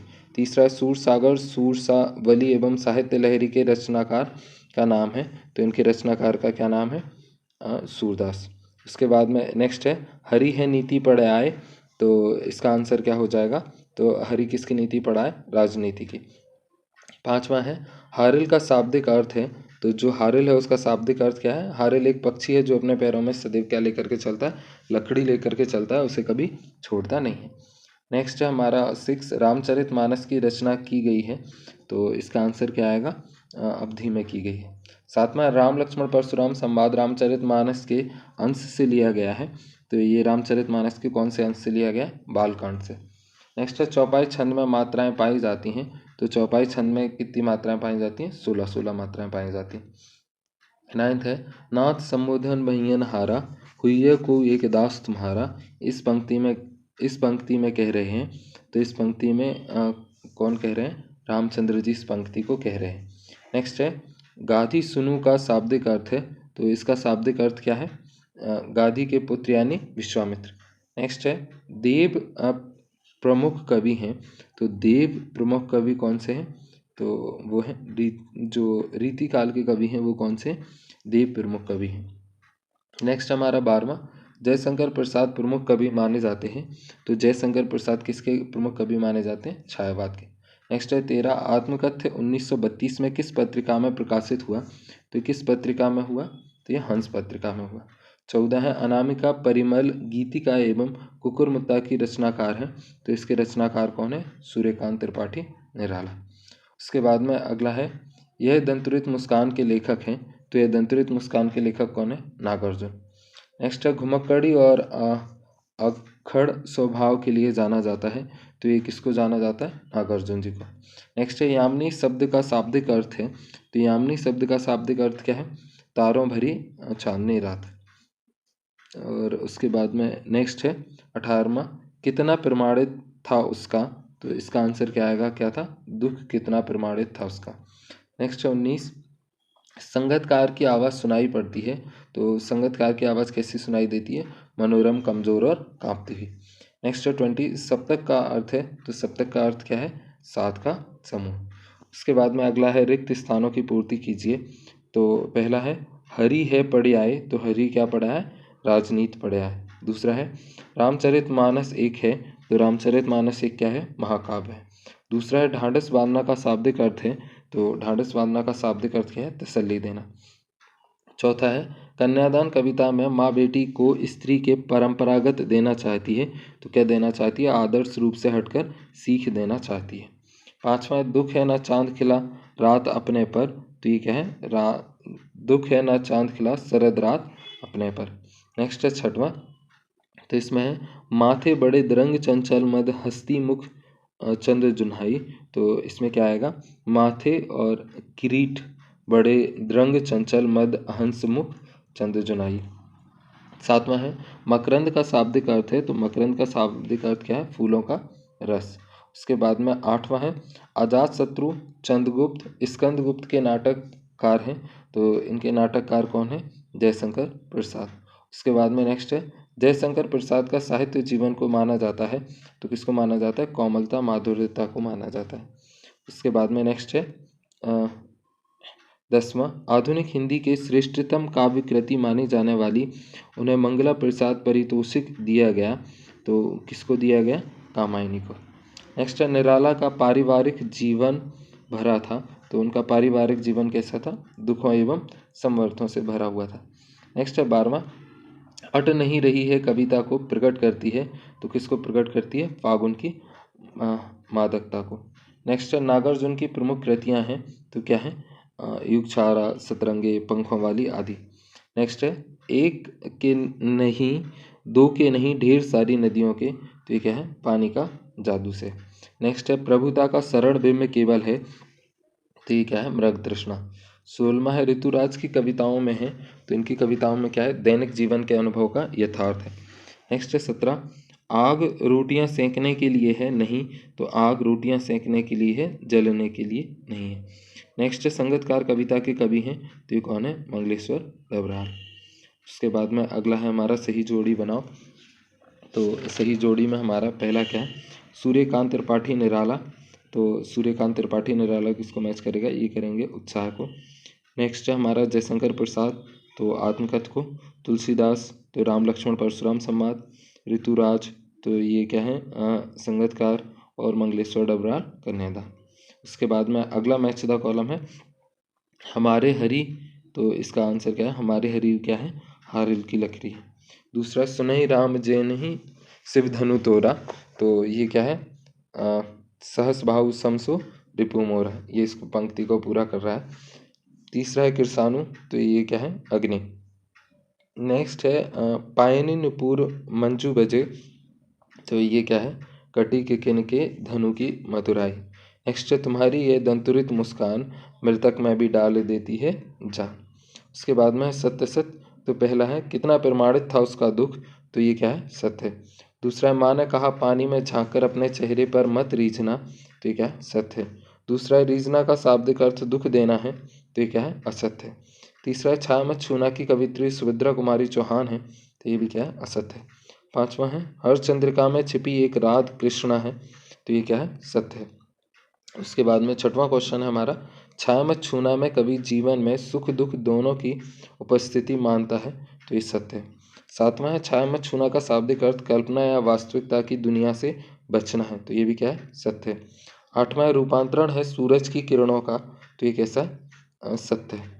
नवा है फसल उपजाने के लिए निम्नलिखित तत्व होना चाहिए, जरूरी है, पानी मिट्टी हवा सूर्य का प्रकाश कृषकों द्वारा किया परिश्रम, तो ये भी कैसा है, सत्य है। दसवां है अनुप्रास अलंकार में शब्दों का प्रयोग बार बार होता है, तो यह सत्य है, शब्दों का नहीं वर्डों का या अक्षरों का प्रयोग बार बार होता है। 11वां है सूरदास बल्लभाचार्य जी के शिक्षक थे, तो ये क्या है, सत्य है। उसके बाद में एक शब्द या एक वाक्य में उत्तर दीजिए। तो हमारा पहला क्या है, पहला क्वेश्चन है विनय पत्रिका का कवितावली की रचना किस भाषा में रची गई है, तो किसमें, ब्रज भाषा में। दूसरा है तुलसी की रचनाकार में किन दो उत्कृष्ट काव्यों के रूप में लिया गया है, तो ये प्रबंध और मुक्तक। तीसरा है हमारा सूर के तीसरे पद पंक्तिता किस भाव को प्रकट करती है, तो ये किसको करती है, योग साधना कड़वी ककड़ी जैसा बताकर अपने एकनिष्ठ प्रेम दृढ़ विश्वास को प्रकट करती है। चौथा है तुलसीदास के माता पिता का नाम क्या था, तो तुलसीदास की माता का नाम हुलसी तथा पिता का नाम आत्माराम दुबे था। पांचवा है राजा जनक की पुत्री का नाम क्या था, तो राजा जनक की पुत्री का नाम सीता था। नेक्स्ट है जयशंकर प्रसाद का जन्म कब और कहाँ हुआ, तो कब हुआ, सन 1889 वाराणसी में। ठीक है। नेक्स्ट है निराला रचनावली के कितने खंडों में विभाजित किया गया है, तो कितने में किया गया है, 8 में। 8 है उत्साह कैसा गीत है, तो उत्साह कैसा गीत है, आवाहन का गीत है। 9th है मदरफक किसके योग से बनता है, तो ये किसके जो बनता है वो किसके से, दूध दही घी शहद जल से निर्मित होता है। 10वां है भगवान शंकर का धनुष किसने तोड़ा, तो ये किसने तोड़ा था, भगवान राम ने। लास्ट है हमारा कवि के अनुसार किस ऋतु की आभा अट नहीं रही है, तो किसकी, बसंत ऋतु की यानी फागुन मास की। उसके बाद में वापस से हमारे में एक सब वाले क्वेश्चन है क्षितिज भाग 2 जो गद्यांश है उसके सारे क्वेश्चनों को कंबाइन करके दिया गया है, तो एक बार इसको भी हम लोग देख लेते हैं। तो पहला है हमारा स्वयं प्रकाश की कहानियों में सामान्यतः चित्रण है, तो किसका चित्रण है, मध्यवर्गीय का। दूसरा है माटी की मूर्तें गद्य की विधाओं के अंतर्गत आती हैं, तो इसका आंसर क्या है, कौन सी, रेखा चित्र की विधाओं का। तीसरा है गोदी में पिएवा चमक उठे सखियां छिउक उठे ना, ये कौन सा गा रहे हैं, तो ये कौन गा रहे हैं, बाल गोविंद भगत जी गा रहे हैं। संबल का शाब्दिक अर्थ क्या है, तो संबल का शाब्दिक अर्थ क्या है, सहारा। पांचवा मानवीय करुणा की दिव्य चमक किस में देखी गई है, तो मानवीय करुणा की दिव्य चमक किस में देखी गई है, तो यह फादर बुल्के में देखी गई है। नेक्स्ट है छठवां एक कहानी यह भी है कि लेखक है, तो इसके लेखक कौन है, मनु भंडारी। सातवां है सरस्वती का संपादन शुरू किया, तो सरस्वती का संपादन किसने शुरू किया, तो इसका आंसर हो जाएगा सरस्वती का संपादन महावीर प्रसाद द्विवेदी ने किया। नेक्स्ट है भवभूति एक प्रमुख है, तो इसका आंसर क्या हो जाएगा, संस्कृत के नाटककार। 9th है बिस्मिल्लाह खां वादक हैं, तो इसका आंसर क्या हो जाएगा, ये किसके, शहनाई वादक है। 10वां है मेरे मालिक सुर बख्श दे, सुर में वह तासीर पैदा करके आँखों से सच्चे मोती की तरह अनगढ़त आंसू निकल आए, ये किसने कहा है, तो ये किसने कहा है, बिस्मिल्लाह खां ने कहा है। नेक्स्ट है 11 भदंत आनंद कौशल्यायन धर्म के हैं, तो ये कौन से धर्म के हैं, तो ये बौद्ध धर्म के हैं। 12वां सप्तऋषि शब्द का समास पाया जाता है, तो इसमें कौन सा समास पाया जाता है, सप्तऋषि में द्विगु समास पाया जाता है, क्योंकि जिसमें जैसे ऐसा 1 2 नंबर आए तो उसमें कौन सा समास होता है, हमारा द्विगु समास होता है। नेक्स्ट है 13 पराग के संपादक हैं, तो पराग के संपादक क्या है, सर्वेश्वर दयाल सक्सेना। 14वां है प्लावित का शाब्दिक अर्थ है, तो प्लावित का शाब्दिक अर्थ क्या है? पानी भर जाना। उसके बाद में अगला है हमारा नेताजी का चश्मा के लेखक हैं, तो जो नेताजी का चश्मा है इसके लेखक कौन है? तो इसके लेखक हैं स्वयं प्रकाश। 16वां है शहर के प्रमुख चौराहे पर नेताजी सुभाष चंद्र बोस की प्रतिमा लगवा दी गई है, तो इसका आंसर क्या है? प्रकाशनीय अधिकारी द्वारा। नेक्स्ट है रिक्त स्थानों की पूर्ति कीजिए, तो पहला है हमारा रिक्त स्थान में स्वयं प्रकाश को से पुरस्कृत किया गया, तो किससे? बनमाली पुरस्कार से। दूसरा हमारा हालदार साहब को हर कंपनी के काम से सिलसिले में उस कस्बे से गुजरना पड़ता था, तो हर कौन से दिन में? 15वें दिन में। तीसरा है हालदार साहब को पान वाले द्वारा देशभक्त का इस तरह मजाक उड़ाना जाना लगा, तो ऐसा अच्छा नहीं लगा। नेक्स्ट है राम वृक्ष बेनीपुरी की विशिष्ट शैलीकार होने के कारण उन्हें कहा जाता है, तो उन्हें क्या कहा जाता है? कलम का जादूगर। नेक्स्ट है 5वां हमारा बाल गोविंद भगत रेखा चित्र के माध्यम से लेखक ने एक ऐसे का उद्घाटन किया है, तो किसका क्या है? विलक्षण चरित्र का उद्घाटन किया है। 6वां है बाल गोविंद भगत की संगीत साधना का चरम उत्कर्ष उस दिन देखा गया जिस दिन उनका मरा, तो जिस दिन उनका क्या मरा? बेटा मरा। नेक्स्ट है 7वां, तो 7वां है निस्तब्ध का शाब्दिक अर्थ है, तो इसका क्या है? सन्नाटा। 8वां हमारा प्रभावितों या प्रभातियों में को पिरोने का प्रयास किया गया है, तो किसको पिरोने का प्रयास किया गया है? तो इसका आंसर है राष्ट्रीय चेतना और विकास की भावना को। 9th है हमारा झूठ सच उपन्यास मार्मिक दस्तावेज हैं, तो इसका आंसर क्या हो जाएगा? भारत की विभाजन की त्रासदी। नेक्स्ट है लखनऊ स्टेशन पर खीरा बेचने वाले खीरे के इस्तेमाल का तरीका जानते हैं, ग्राहक के लिए ही पुड़िया भी हाजिर कर देते हैं, तो किसकी पुड़िया हाजिर कर देते हैं? जीरा मिला नमक और पिसी हुई लाल मिर्च का। नेक्स्ट है 11 खूंटियाँ पर टंगे लोग पर उन्हें का पुरस्कार मिला, तो इसका आंसर क्या होगा? साहित्य अकादमी पुरस्कार मिला।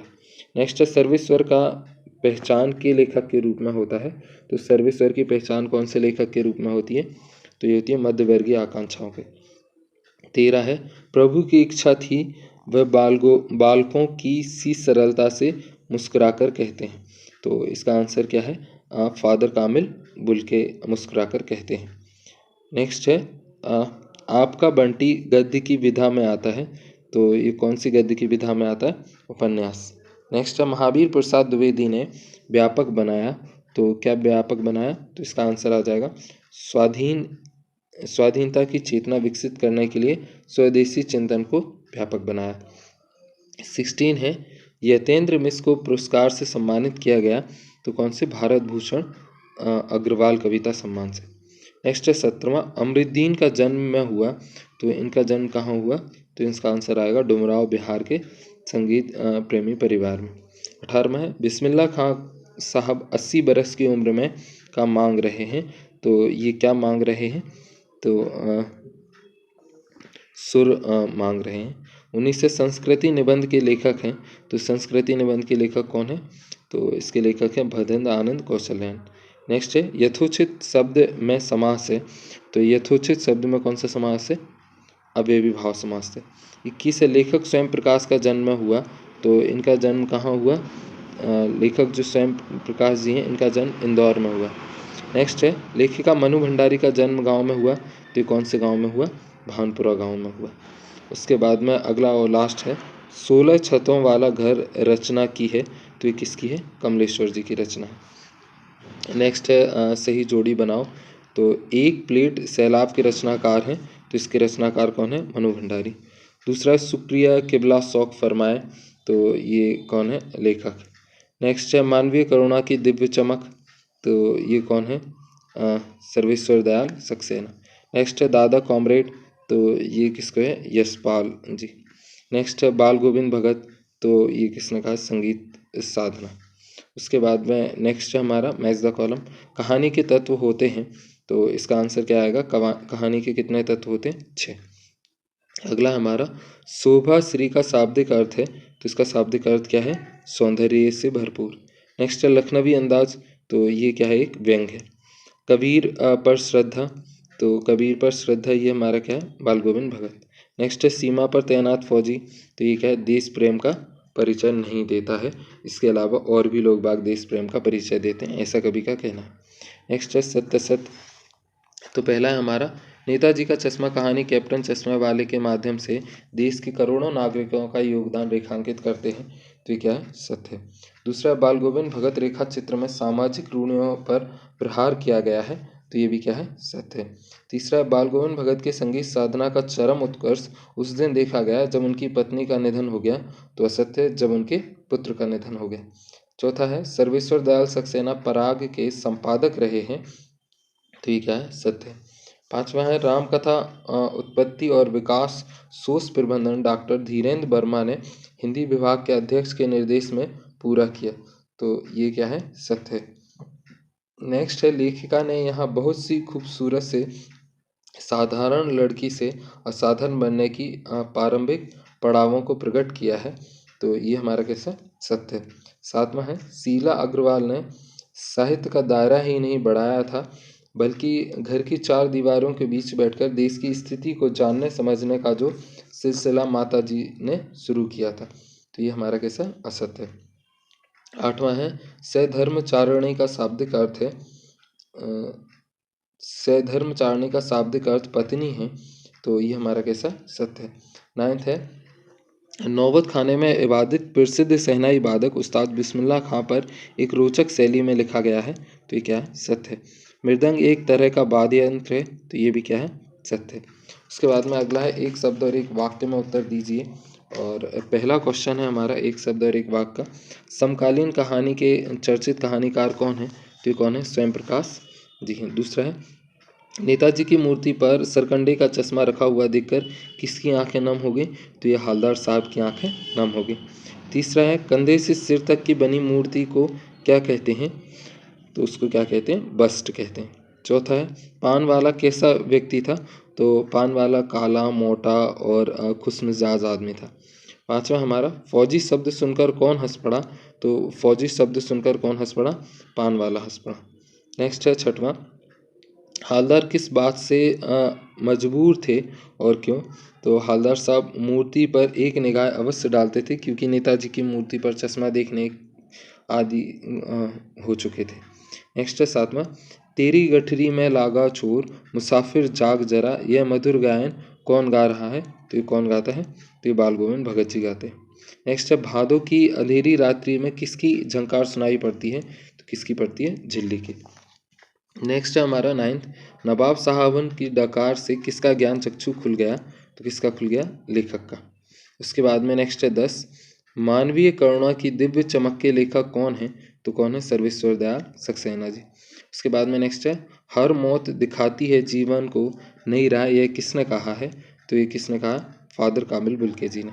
12वां है एक कहानी यह भी मनु भंडारी द्वारा किस शैली में लिखी गई है, तो किस में लिखी गई है, आत्मपरक शैली में।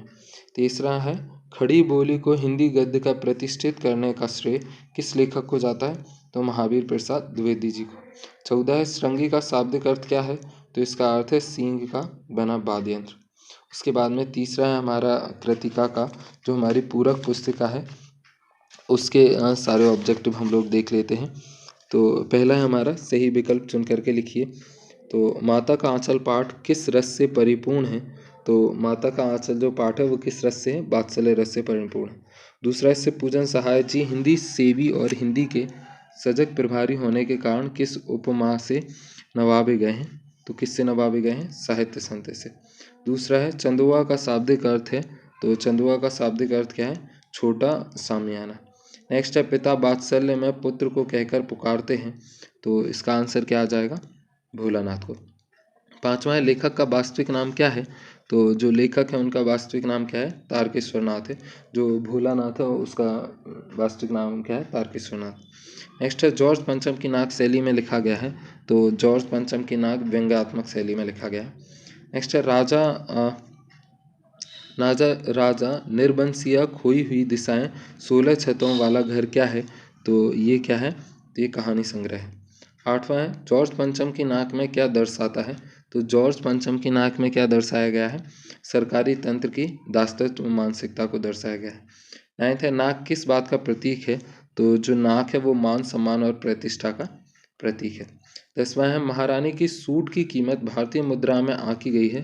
तो महारानी की सूट की कीमत भारतीय मुद्रा में कितनी आंकी गई है? 5,000 रुपये। 11 है कमलेश्वर को 1995 में नवाजा गया था। तो 1995 में किससे? पद्म विभूषण से नवाजा गया था। नेक्स्ट हमारा 12वां क्वेश्चन, सिर लटकाना का शाब्दिक अर्थ है। तो सिर लटकाना का शाब्दिक अर्थ क्या है? उदास और हताश होना।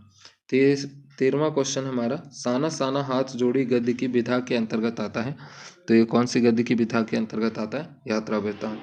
14 है लेखिका मधु कांकरिया ने किस प्रदेश की प्रकृति छटा का वर्णन किया है?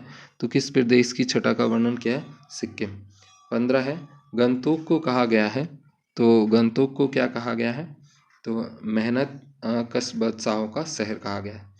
नेक्स्ट है 16, श्वेत पताकाएं हैं। तो श्वेत पताकाएं क्या है? तो ये हमारा शांति और अहिंसा का प्रतीक है। 17 है पहाड़ी सुविधाएं क्या पहनकर चाय बागानों में चाय की पत्तियां तोड़ती हैं? तो इसका आंसर क्या हो जाएगा? बोकू। नेक्स्ट है 18, यही ठैया झुलनी हैरानी हो रामा किसकी प्रेम कहानी का चित्रण है? तो ये किसकी कहानी का प्रेम चित्रण है? तो ये है कजली गायिका दुलारी बाई और 16 वर्षीय ठुन्नू की प्रेम कहानी का। नेक्स्ट है 19, अज्ञेय का पूरा नाम क्या है?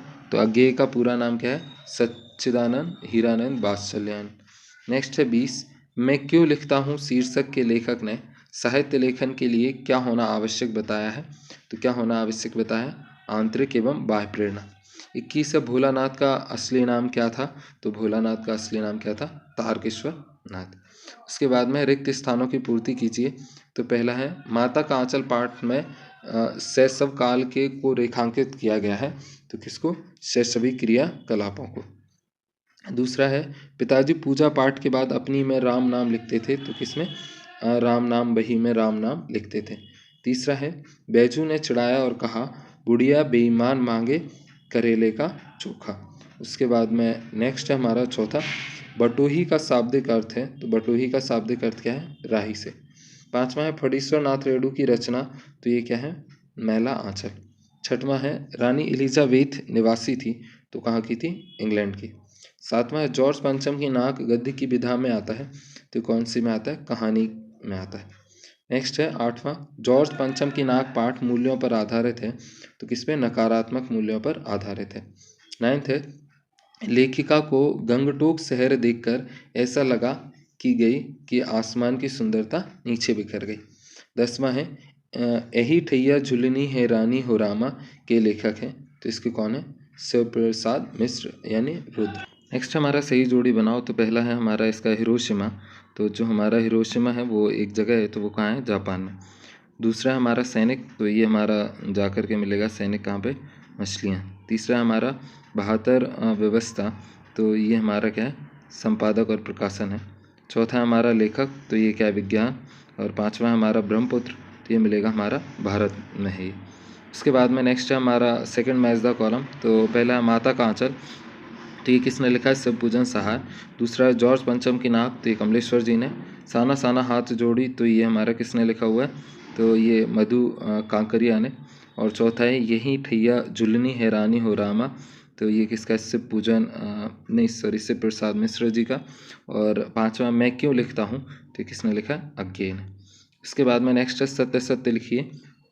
तो पहला है हमारा हिरोशिमा पर कविता लेखक ने जापान में रेलगाड़ी में बैठे बैठे लिखी। तो ये हमारा क्या है? असत्य है। उन्होंने रेलगाड़ी में बैठे बैठे नहीं लिखी थी। उसके बाद में नेक्स्ट है हमारा सेकंड वाला। तो सेकंड है कृतिका बाहर के दबाव के प्रति समर्पित नहीं हो जाता है, उसे केवल एक सहायक यंत्र की तरह काम आता है। तो ये हमारा कैसा? सत्य है। तीसरा है लेखक बाह्य व्यवस्था से मुक्त पाने के लिए तटस्थ होकर उसे देखने और पहचान लेने के लिए लिखता है। तो ये कैसा है? असत्य है। चौथा हमारा तिब्बत के चीस खे बमसन ने लेपचाओं के सोपे से कुंजतक के साथ संधि पत्र यही हस्ताक्षर किए थे। तो ये क्या है? सत्य है। 5वां है गैंगटॉक से 149 किलोमीटर की दूरी पर युमथांग था। तो ये कैसा हमारा? सत्य है।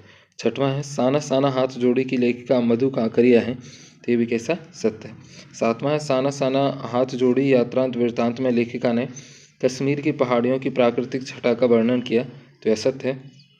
उसके बाद में 8वां है, नई दिल्ली में सब था सिर्फ नाक नहीं थी, तो ये हमारा क्या है, सत्य है। नेक्स्ट है भोलानाथ का वास्तविक नाम विश्वासनाथ था, तो ये क्या है, असत्य है। नेक्स्ट है बाबूजी के 4 पैसे से गोरखपुरी खरीद लेते थे, तो ये हमारा क्या है, सत्य है। नेक्स्ट है बैजू की मुलाकात मूसन तिवारी बुजुर्ग आदमी से हुई, तो ये हमारा क्या है, सत्य है। 12वां है एक टीले पर जाकर भोलानाथ और उनके साथी सांप के बिल पर पानी उलीचने लगे, तो ये कैसा, सत्य है। फिर 13वां है सिक्किम में दादू के फुटप्रिंट हैं, तो ये कैसा, असत्य है। उसके बाद में नेक्स्ट है एक शब्द और एक वाक्य में उत्तर दीजिए। तो पहला है हमारा, किस पदार्थ के कारण हिरोशिमा के अस्पताल में आहत लोग वर्षों से कष्ट पा रहे हैं, तो किसके कारण, रेडियम के कारण। दूसरा है ख्याति प्राप्त लेखक को लिखने की व्यवस्था किसके आग्रह पर होती है, तो ये किसके, संपादक के। तीसरा है भारत के पूर्वी सीमा में स्थित नदी कौन सी है, तो कौन सी है, ब्रह्मपुत्र नदी। चौथा है अणु विस्फोट की घटना लेखक की अनुभूति में प्रत्यक्ष आने पर वह क्या बन गया, तो क्या बन गया, भोक्ता। नेक्स्ट है 5वां, हिमालय की तीसरी सबसे बड़ी चोटी का नाम क्या है, तो क्या है, कंचनजंगा। 6वां है सिक्किम में दूध देने वाला काला जानवर कौन सा है, तो कौन सा है, याक।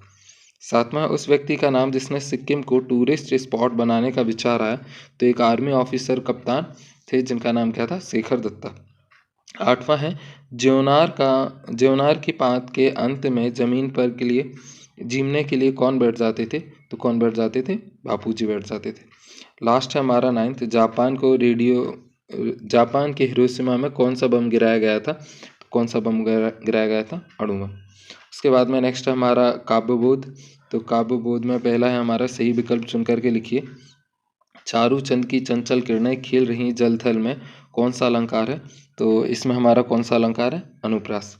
दूसरा है फूले कांस सकल मही छाई जनु बरसा कृत प्रकट बुढ़ाई में कौन सा अलंकार है, तो इसमें हमारा कौन सा अलंकार है, तो इसका है हमारा उत्प्रेक्षा। तीसरा है हमारा काव्य की शोभा बढ़ाने वाले तत्व धर्म कहलाते हैं, तो ये क्या कहलाते हैं, अलंकार। नेक्स्ट है काव्य के कितने भेद माने गए हैं, तो काव्य के कितने भेद होते हैं, 2। नेक्स्ट है प्रबंध काव्य के कितने प्रकार होते हैं, तो प्रबंध काव्य के कितने प्रकार होते हैं, 2। उसके बाद में नेक्स्ट है रसात्मक वाक्यम काव्यम परिभाषा किसकी है, तो ये किसकी परिभाषा है, आचार्य विश्वनाथ जी की। 7वां जिस काव्य को पढ़कर या सुनकर आनंद की अनुभूति हो वह कहलाता है, तो वह क्या कहलाता है, श्रव्य काव्य। नेक्स्ट है 3 बेर खाती थी वो 3 बेर खाती है में कौन सा अलंकार है, तो इसमें हमारा कौन सा है, यमक अलंकार है। नेक्स्ट है जहाँ एक ही शब्द के 2 या 2 से अधिक अर्थ होते हैं वहाँ अलंकार होता है, तो वहाँ पे कौन सा अलंकार होता है, श्लेष होता है। नेक्स्ट है पीपर पात सरिस मंडोला में अलंकार है, तो इसमें हमारा कौन सा है, उपमा है। 11वां है करुण रस का स्थायी भाव है, तो करुण रस का स्थायी भाव क्या है, शोक है। उसके बाद में नेक्स्ट रिक्त स्थानों की पूर्ति कीजिए। पहला है जहाँ काव्य सौंदर्य के आधार पर शब्द होते हैं वहाँ होता है, तो वहाँ पे क्या होता है, शब्द अलंकार। दूसरा है तरनी तनुजा तट तमाल तरुवर बहुछाय में कौन सा अलंकार है, तो इसमें हमारा कौन सा, अनुप्रास अलंकार है। तीसरा हमारा दुहा छंद है, तो दुहा हमारा कौन सा छंद है, मात्रिक छंद है। 14 है हमारा रामचरितमानस है, तो ये क्या है, महाकाव्य है। और 5वां है हमारा रंगमंच पर अभिनय आदि देखकर आनंद अनुभूति काव्य होते हैं, तो ये कैसे होते हैं, दृश्य काव्य होते हैं। उसके बाद में अगला है हमारा मात्रिक छंद में की गणना की जाती है, तो मात्रिक छंद में मात्राओं की गणना की जाती है। 7वां है दुहा छंद में मात्राओं की होती है, तो इसमें क्या होता है, 24 होती हैं। छंद के भेद होते हैं, छंद के 2 भेद होते हैं। मंगल भवन मंगलहारी में छंद है, तो ये कौन सी है, चौपाई छंद है। नेक्स्ट है सोठा छंद में चरण होते हैं, तो सोठा छंद में कितने चरण होते हैं, 4 चरण होते हैं। उसके बाद में अगला है हमारा सही जोड़ी बनाइए, यानी मैच द कॉलम। और पहला है इसका हमारा काव्य की शोभा बढ़ाने वाले तत्व हैं, तो काव्य की शोभा कौन बढ़ाता है, अलंकार। दूसरा है श्लेष का अर्थ है, तो श्लेष का अर्थ क्या है हमारा, तो इसका हो जाएगा हमारा चिपका हुआ। नेक्स्ट है छंद के प्रकार, तो छंद के प्रकार कितने होते हैं, 2। अलंकार, तो अलंकार का हमारा क्या हो जाएगा, तो ये हो जाएगा अलंकार आभूषण को कहते हैं। नेक्स्ट है बार्णिक छंद। तो बार्णिक छंद का क्या हो जाएगा, तो बार्णिक छंद का हो जाएगा वर्णों की गणना करना। नेक्स्ट है छंद से बंधी रचना कहलाती है, तो ये क्या कहलाती है, काव्य कहलाती है। अगला है हमारा मैच द कॉलम। तो पहला है अगला मैच द कॉलम में हमारा फर्स्ट है रसात्मक वाक्यांश काव्यम। तो इसका क्या हो जाएगा, आचार्य विश्वनाथ। दूसरा है महाकाव्य, तो ये हो जाएगा कामायनी। तीसरा है पंचवटी, तो ये हो जाएगा हमारा खंड काव्य। चौथा है मुक्तव्य काव्य, तो ये हो जाएगा मुक्तव्य का हमारा पूर्वापर संबंध से मुक्त। नेक्स्ट है पांचवा दोहा, तो ये हमारा कैसा है, मातृक छंद। उसके बाद में अगला है सत्य सत्य लिखिए। तो इसमें हमारा पहला है जहाँ उपमेय और उपमान की तुलना की जाती है वहाँ उपमा अलंकार होता है, तो ये कैसा सत्य है।